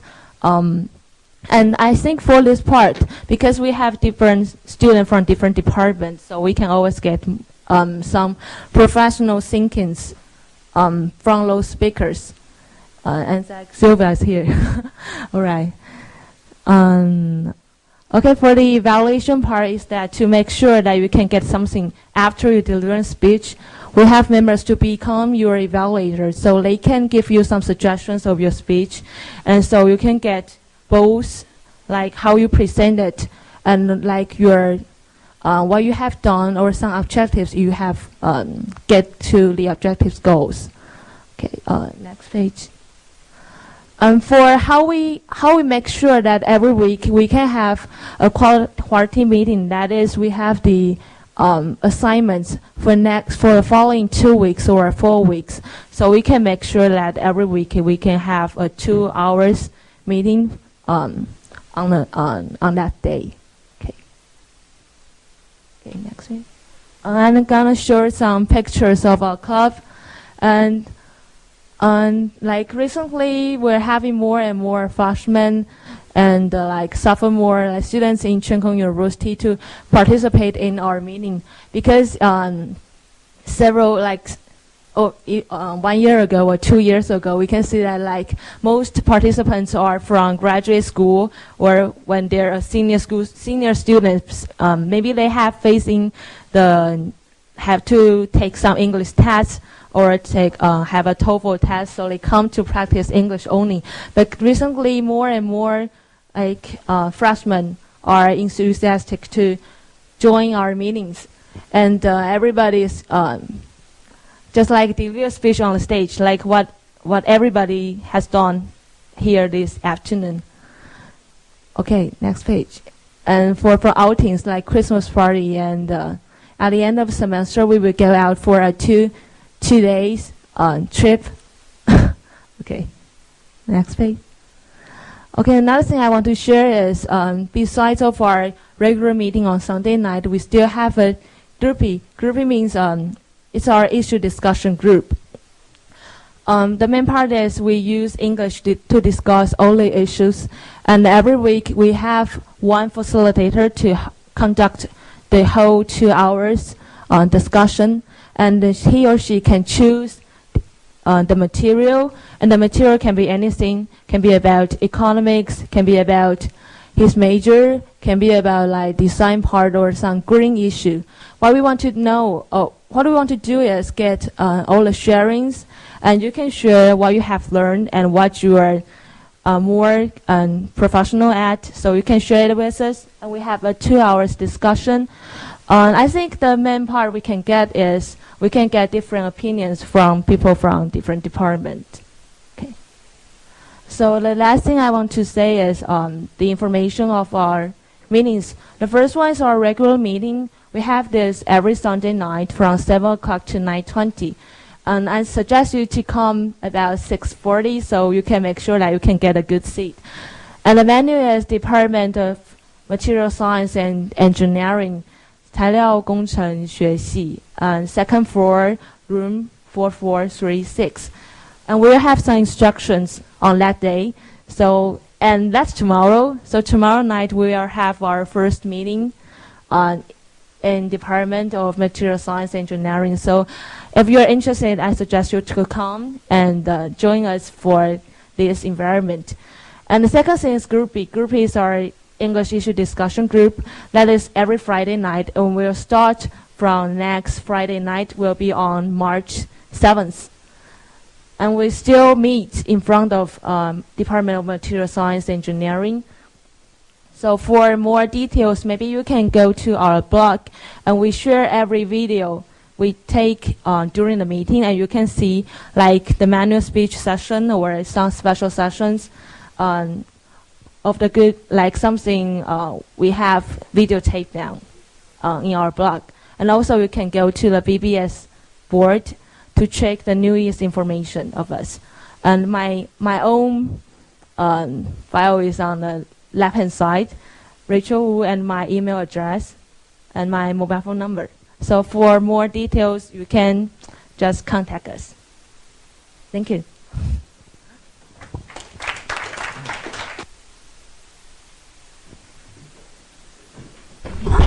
Any questions or comments? Okay.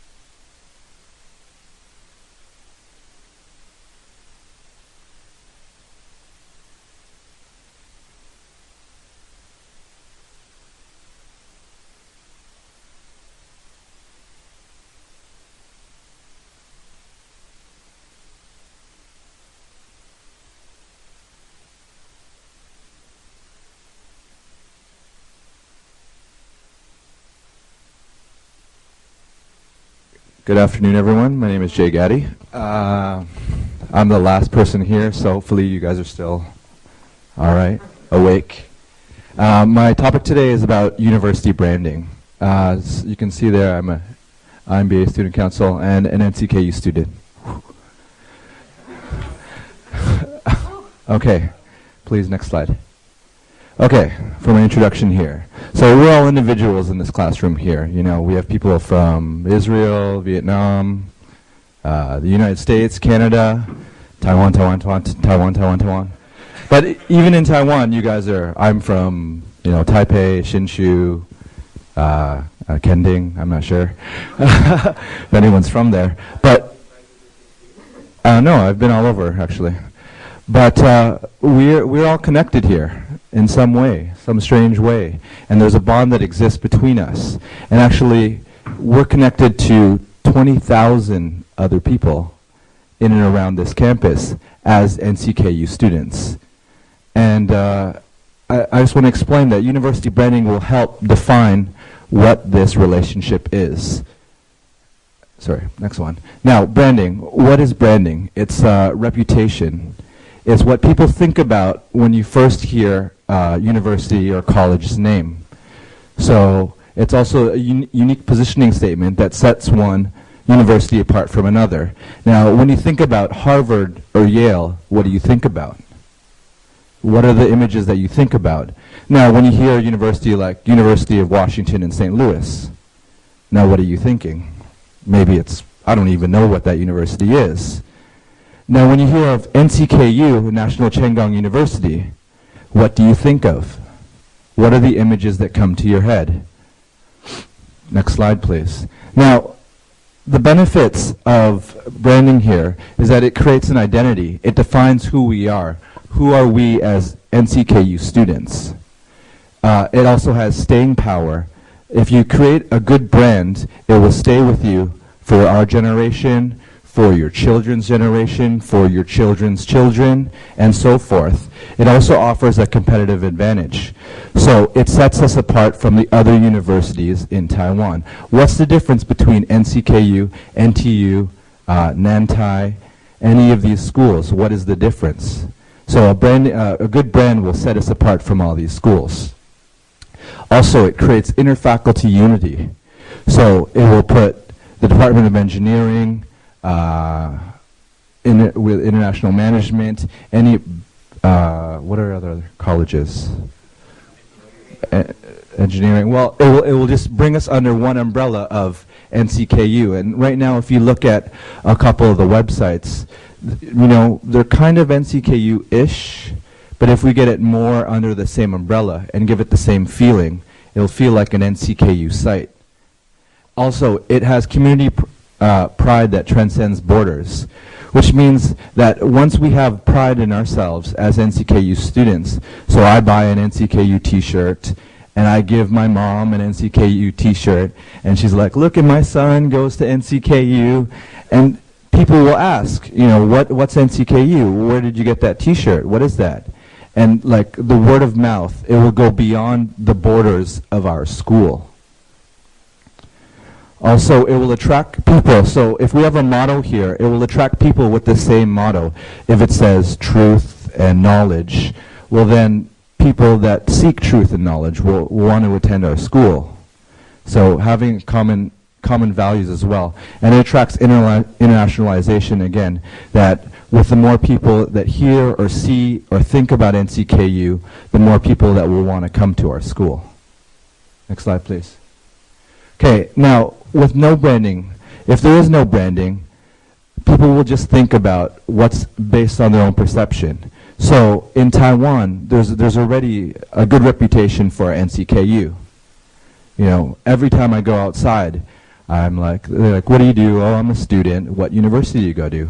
I go, oh, National Chenggang University. Like, wow. And so this happens in Taiwan, but when I go outside of Taiwan, I'm like, I go to NCKU. They're like, where? And so I have to explain what NCKU is all about. So as well as the reputation is known in Taiwan, we'd like to make it more globally known.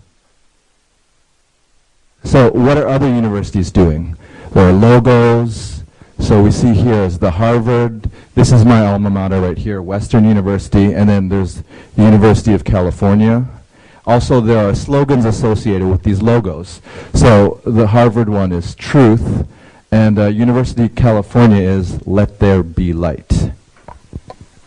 Also, there's a lot of merchandise that's out there. Now, this is Richmond University in the United Kingdom over here. So if you see, there's a full line of sweaters, t-shirts, neckties that NCKU, also they offer a full line of clothing, as you can see right here. Also, there are branding programs that include print templates. So if you want to make a PowerPoint presentation, there's a standard PowerPoint presentation with the school logo, school crest, everything. There are letterheads whenever an official letter has to go out from our school on your behalf that you can use, and newsletters, and so forth and so forth. Keep going. These branding programs also include a three-step process. It's pretty easy, but it sounds easy, but it's a difficult process to set forth. Now there's consultation. There's research that has to be done. So questionnaires, ask people, what do you think? What do you think? Also, there's the design, the marketing, and you have to create a brand plan, what you want to do with NCKU. Also, finally, there's an implementation that has to be done. Now, who can be involved? There's university heads, professors, students, and also members of the community. Anyone who thinks or knows anything about the university. Now, what does NCKU currently have? I've scoured the internet and the websites to see what do we have. This is it, right here. We have our original logo, I believe, and I believe our school colors are yellow, blue, and red, but I'm not sure because I don't know. And these are the updated ones, and I don't see anyone that uses these signs except for outside our university. And I see one at the front of the school, one at the top of the building, and there's not much signage that happens on our campus alone. Also, this is our motto. I didn't know this. I found this out a couple days ago. And the translation, I couldn't even find it. I found it on Wikipedia. Someone put it there. And it says, discover the truth devoted to knowledge. And how many people in this university actually knew this is our school motto? Anyone? So, a handful of people. So if this is what our motto is, we should be telling people this is what we're about as National Chenggang University. Oh, sorry, hold on. Also, I want to go check out our bookstore and see what our university clothing looks like. Here it is.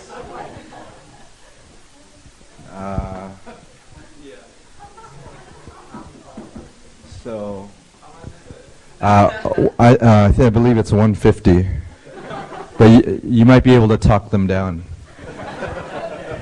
So I think some work needs to be done.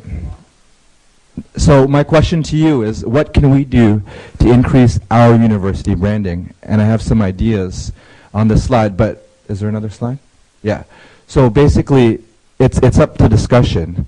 So I was thinking about, first of all, we should have our logo trademarked, because for intellectual property purposes, so no one else can steal or use the logo. Maybe update the logo, the school colors. I don't know how many people are wearing red and yellow and blue together anymore.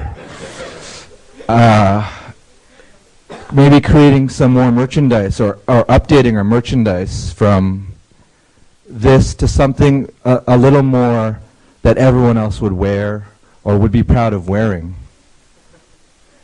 And maybe creating a slogan, keeping our motto the same, but create a slogan. I've seen several universities that actually have trademark slogans for their school. One was live, learn, and think, and it's actually, there's a trademark at the end. And so, like, these slogans are just for their school only, and their school is the only school that can use the slogan. Or we can create or even hire a marketing team. So this is my discussion to leave up to us, and thank you.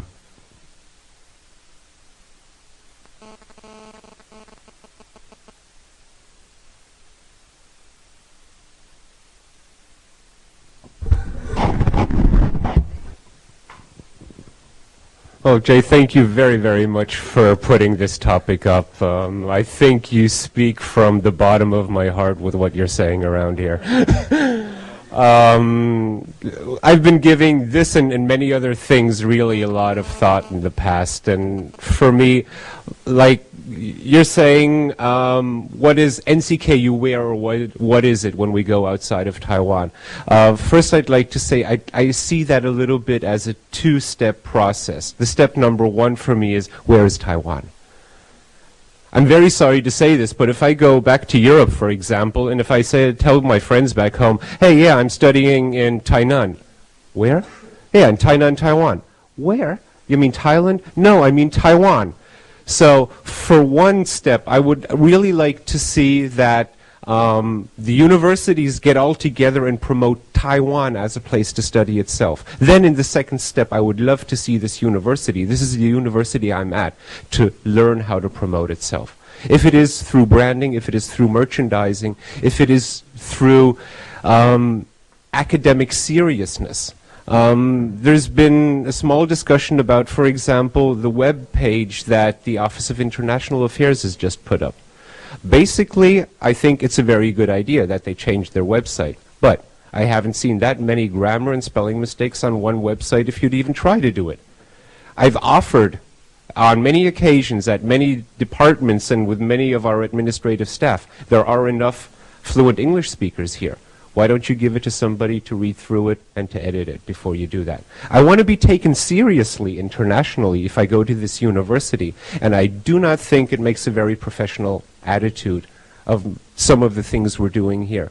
I always have the feeling we're wanting to do something very good. There is a lot of emotion, there is a lot of heart behind what we're doing, but when it comes to realizing the final concept on the last step, because maybe there is a hurry or maybe not enough budget, there seem to be a lot of tiny flaws slipping in there that really do not give us an international professional image.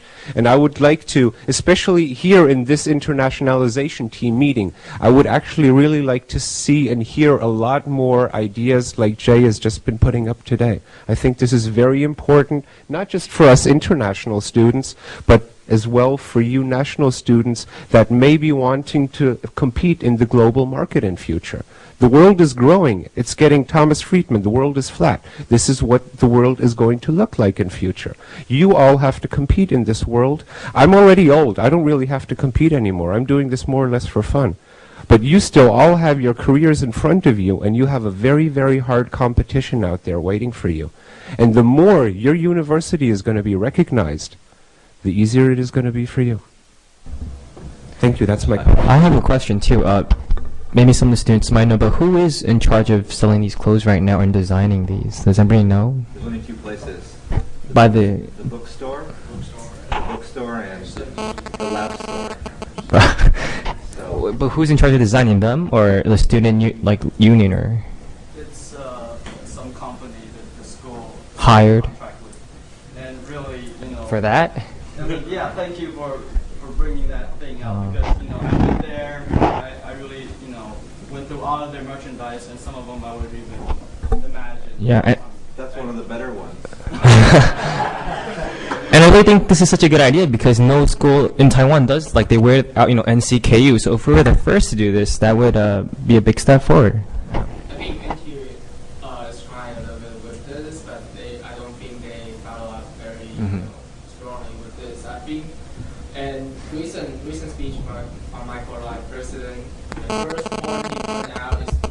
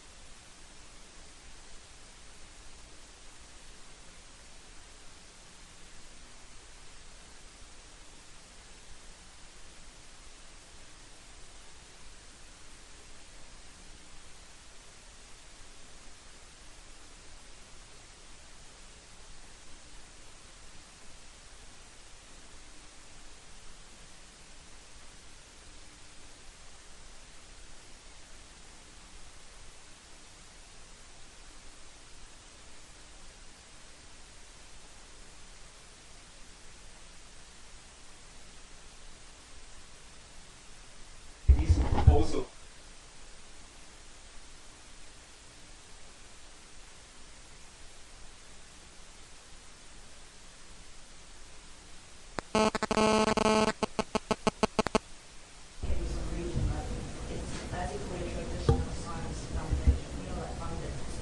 That's why our school was among the universities in Taiwan, a little bit conservative before. So that's why I think the first year is not the marketing. This university didn't do enough marketing because they put more effort on research papers and theory, and our student mentality, for the past years actually, even though NCKU is a good school, but it's just not that pleasant to wear an NCKU logo. You can ask how many students here, if you would like to wear the NCKU logo, to go walk on the street or something. Because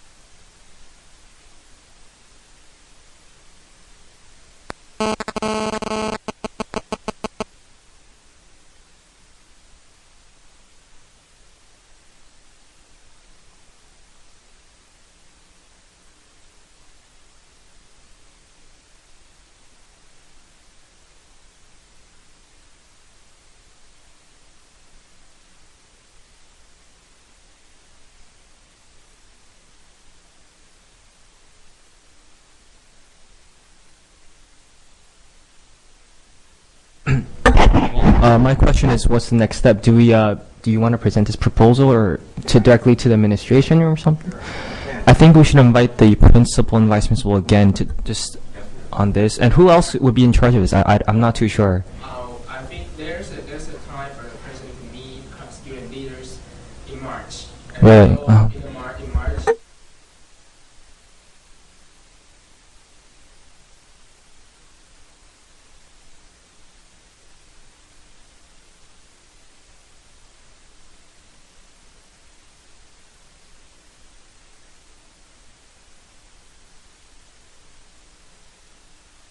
Hire us over there, then present a decent proposal. I think it's really good to be taken. It might be worthwhile too to try to set up a meeting specifically dedicated to this. Right. So you could have inviting the College of Design and yeah, or something specifically dedicated to this Mhm. decision, so it doesn't get lost among.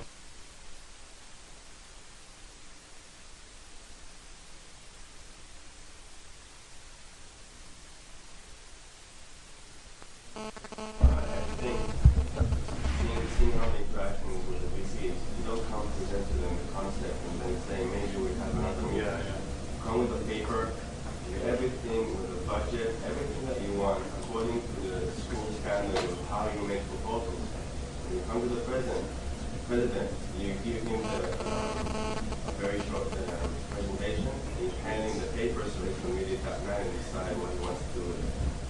You need to prepare very well a document according to the school standards and come prepared. I agree with Fiore. Put up a business plan like you would if you would be working at a company. Give them the whole thing, done, finished and done. No more discussions. When you go to the VP, it's the end of the discussion. You have your presentation, you have your proposal. So what's the, sorry. I'm trying to figure out what the proposal is. Like, is it to start students? Is that what I'm trying to do? Like, what do we want to do? This is what the discussion is about. I'd actually like to invite you a Saturday in 2 weeks when we're going to be talking about where I'm trying to put up this meeting to form a legal organization. I'd like to invite you there. I think this is one of the topics that I've been also following, and I'd like to integrate into something like that. I think we can also discuss how to put up a proposal and what has to be inside there so that we don't get too late here. But I'd also like to have the people that are here right now think about a little bit that on the one hand, we want to go public and we want to promote the university.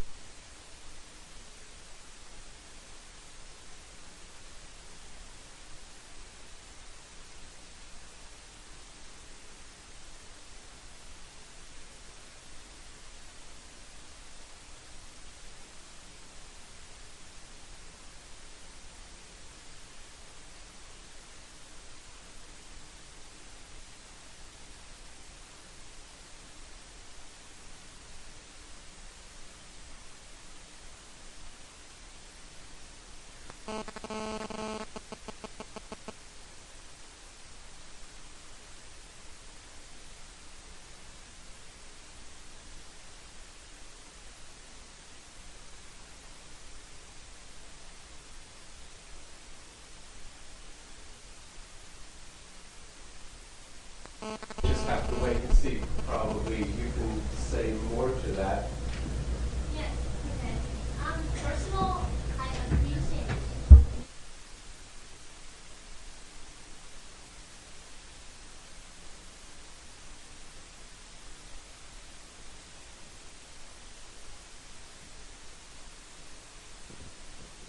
I'm just a staff here in OIA. I don't have the right to decide anything, but I will put your opinion to our meeting in the office. Then I believe the VP will hear your voice. But also, it's good that if you can bring your proposal to the president himself. But as well, the president will put the other thing to our office. I believe that. So. Here, the only thing I can do, I can bring all the ideas, the creating the marketing team, the idea to the office, to the meeting. Yeah. Honestly, I don't think this is a student activity.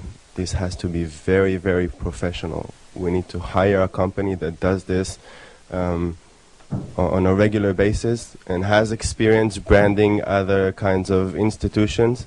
And this is going to cost. It's going to cost the university, and it's not going to be small money. It's going to be big money, because everything that you've said here is what the capitalist world is about. You need to create a really strong brand, and we don't have that right now. So I think we need to set the grounds for. I think the presentation that you gave here with the basic ideas of the items that you laid out is a good thing. Look maybe at other proposals that have been made in other places and get a general kind of budget idea with itemized budget for each of those. And I would say go for a bid. Not you just propose this. It will be given to somebody else that will take this step further, and it wouldn't happen very fast. It would take some time. But set the idea and say what the budget is. We can do that. I've actually looked at a couple. That's cheap. I was thinking much more than that. Speaking on something all of us and all the school leaders have lost. I've seen so many letters from Vice President. He's marketing the school, do his emails, do over 10,000, I don't know, so many people around the world. But none of those letters, emails are carrying school logos with it. So I think there's something missed out, in their mind, even though they want to market the school. So we just proposed this idea at a meeting in the school with the school president and some other supervisors, and I think they would take it very seriously. And it's not us to do it; they have to take care of this professionally. Okay. I think this topic requires a lot more discussion, so maybe we can set time for our next meeting for a blog just to discuss this, or I don't know how you guys would like to go forward with this. We'll talk about it after. After? Okay. So can we move on to the next proposal? Okay, there's one last proposal, just a presentation on, I think, Vietnamese Culture Week. Just very quickly.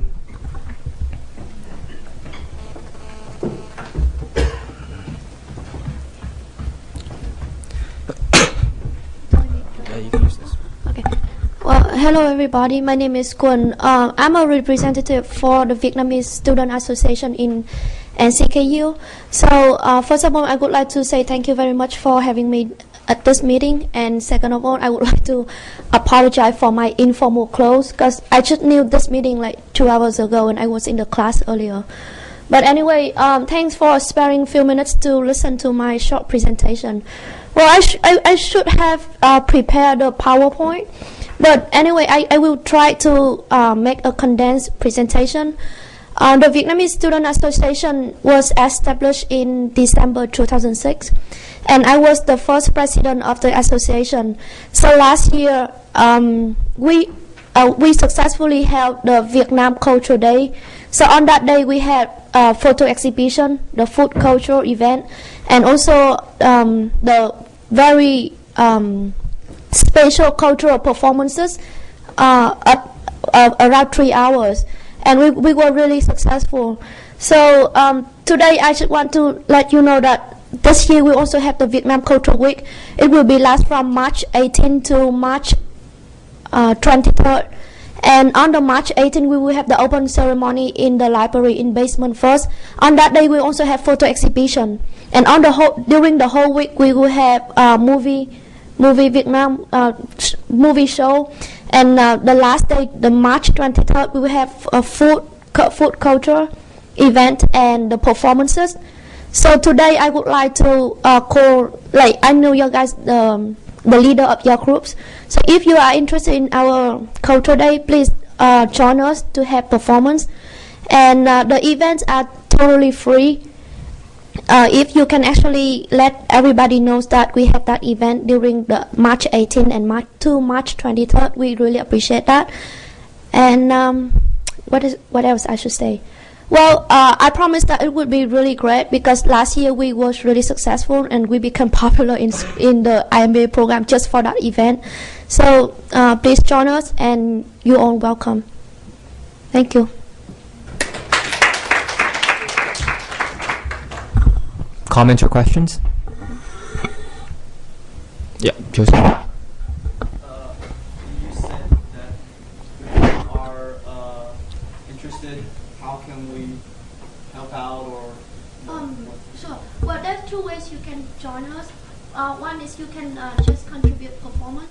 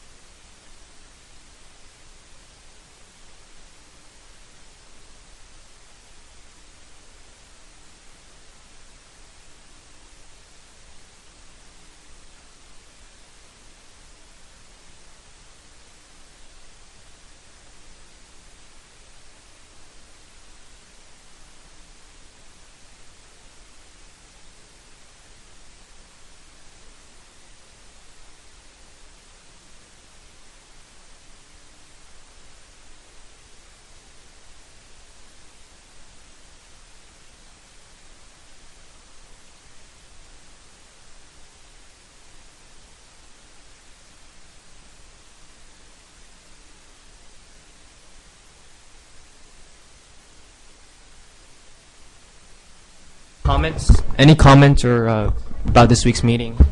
Very good, thank you. Yeah, there were a lot of proposals, but they came too last minute. Actually, I think 2 or 3 proposals came in today or yesterday. So next time, it's okay. I mean, next time try to be earlier. One thing we could try to concentrate on in the future is if, say, like the president, the vice president come, we should try to. I'm not saying some presentations are better than others, but like some are more directed towards them than they really should. Right. Like it would have been good, I think, if The branding was in the beginning. So Yeah. maybe if you guys are whoever hosts it in the future, you could either go through the presentations yourself or speak with the people who are going to present and get a good idea as to who they're directing their message at. So like the ones that are say more towards the students can go after, because the presidents, they come but they don't stay the whole time. Right. So if there's stuff that's directed at the faculty, at the administration of the university, that should go first, I think. Yeah, actually, the president, I didn't know he was coming. His assistant said no, and then he came in, and then he walked in. Yeah, he just walked in. So, but for next time, I think the next host need to remember if some school administrators are coming to put the proposals in a certain order. So, any group would like to volunteer for next month's meeting?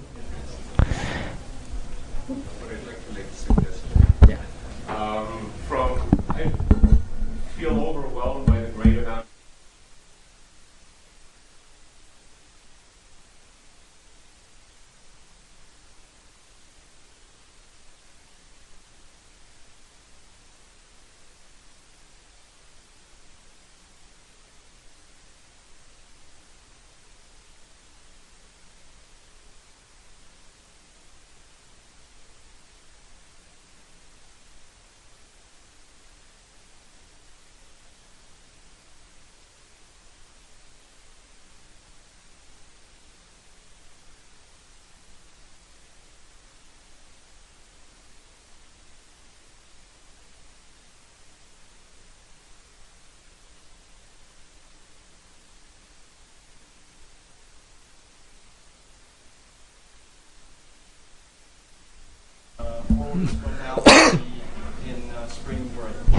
Well, that's okay. Let's move it back a week, or just to avoid the break. Yeah, the times are flexible. They're not set down in stone. Yeah. So.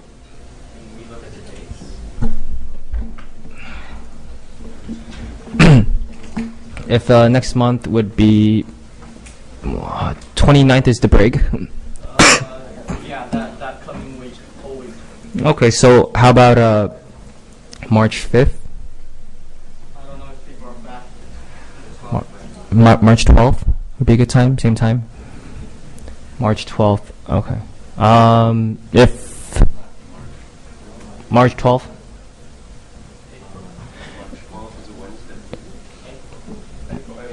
I'm sorry, April 12th. My bad.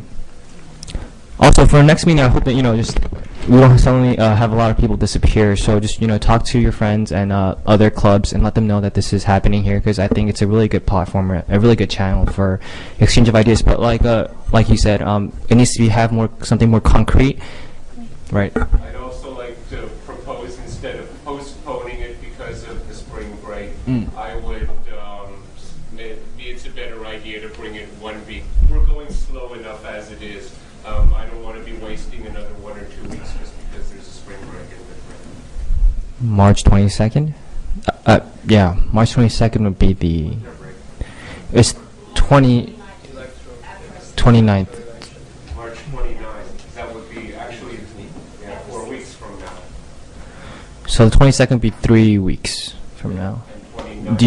How about to take a vote to see if people, Boson, yeah. The 22nd is the presidential. Oh, right, in the elections. 29 is already break? Yeah, so it'd be the 15th. What's wrong? Sorry, what was wrong with that? The 22nd is the presidential elections, and 29th is break. With the 15th? Why don't we just do it 2 weeks from now? 2 weeks from now? Like you said, instead of delaying it forever. Excuse me? How about 23rd? 3rd.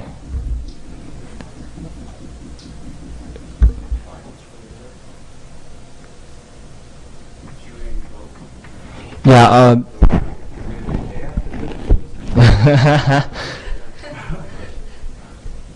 So 23rd afternoon, 1, 2, 3. How about let's take a vote. Those in favor of the 23rd afternoon, 1, 2, 3? Could you raise your hands? If that's okay. It seems we have a... Adrian, no Sunday class. Is there? I'm asking. This is the last day of your cultural event. Last day of... Oh.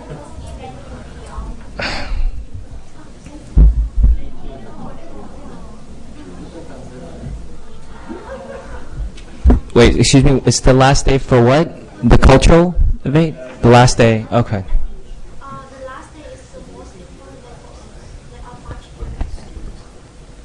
Yeah, Joseph. And also people returning home for the Break. election. Yeah, people going to Russia.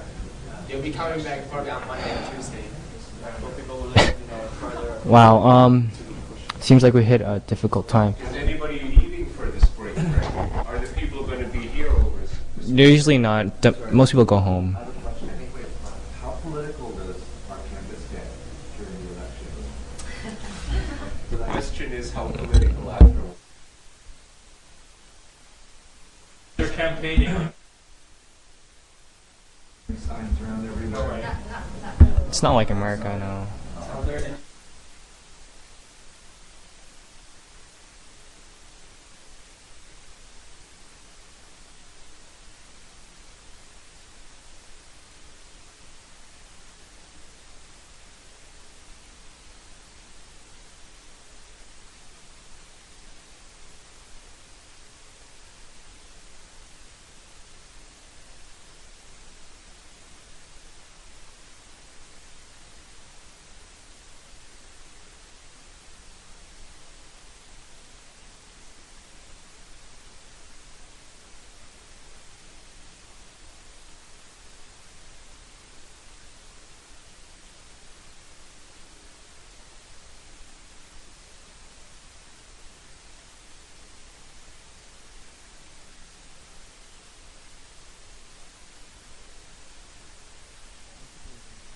So I think for right now we'll just leave the time for the 23rd afternoon, 1, 2, 3.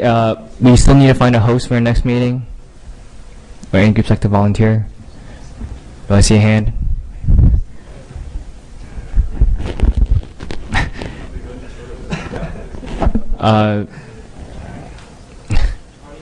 If it's a very bad time? Really? The 23rd? I'll be Taipei. But if the majority of people are here, then I think it's because all the other times are... We can vote. Okay, let's do it one more time. 23rd. Who is in favor? Please raise your hands. 23rd. Are a lot of you guys leaving Tainan to vote the day before? Okay, yeah, so... Will you be here back? Will you be here the next day? It's a bit rushed. Yeah. Okay. You can't vote in time.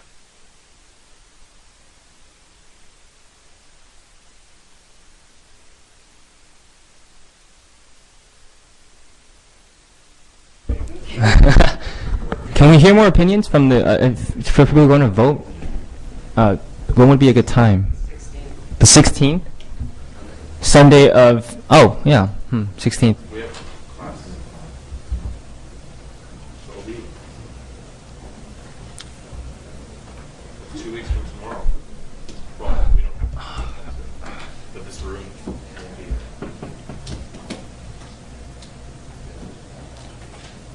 16th. You guys have class on the 16th?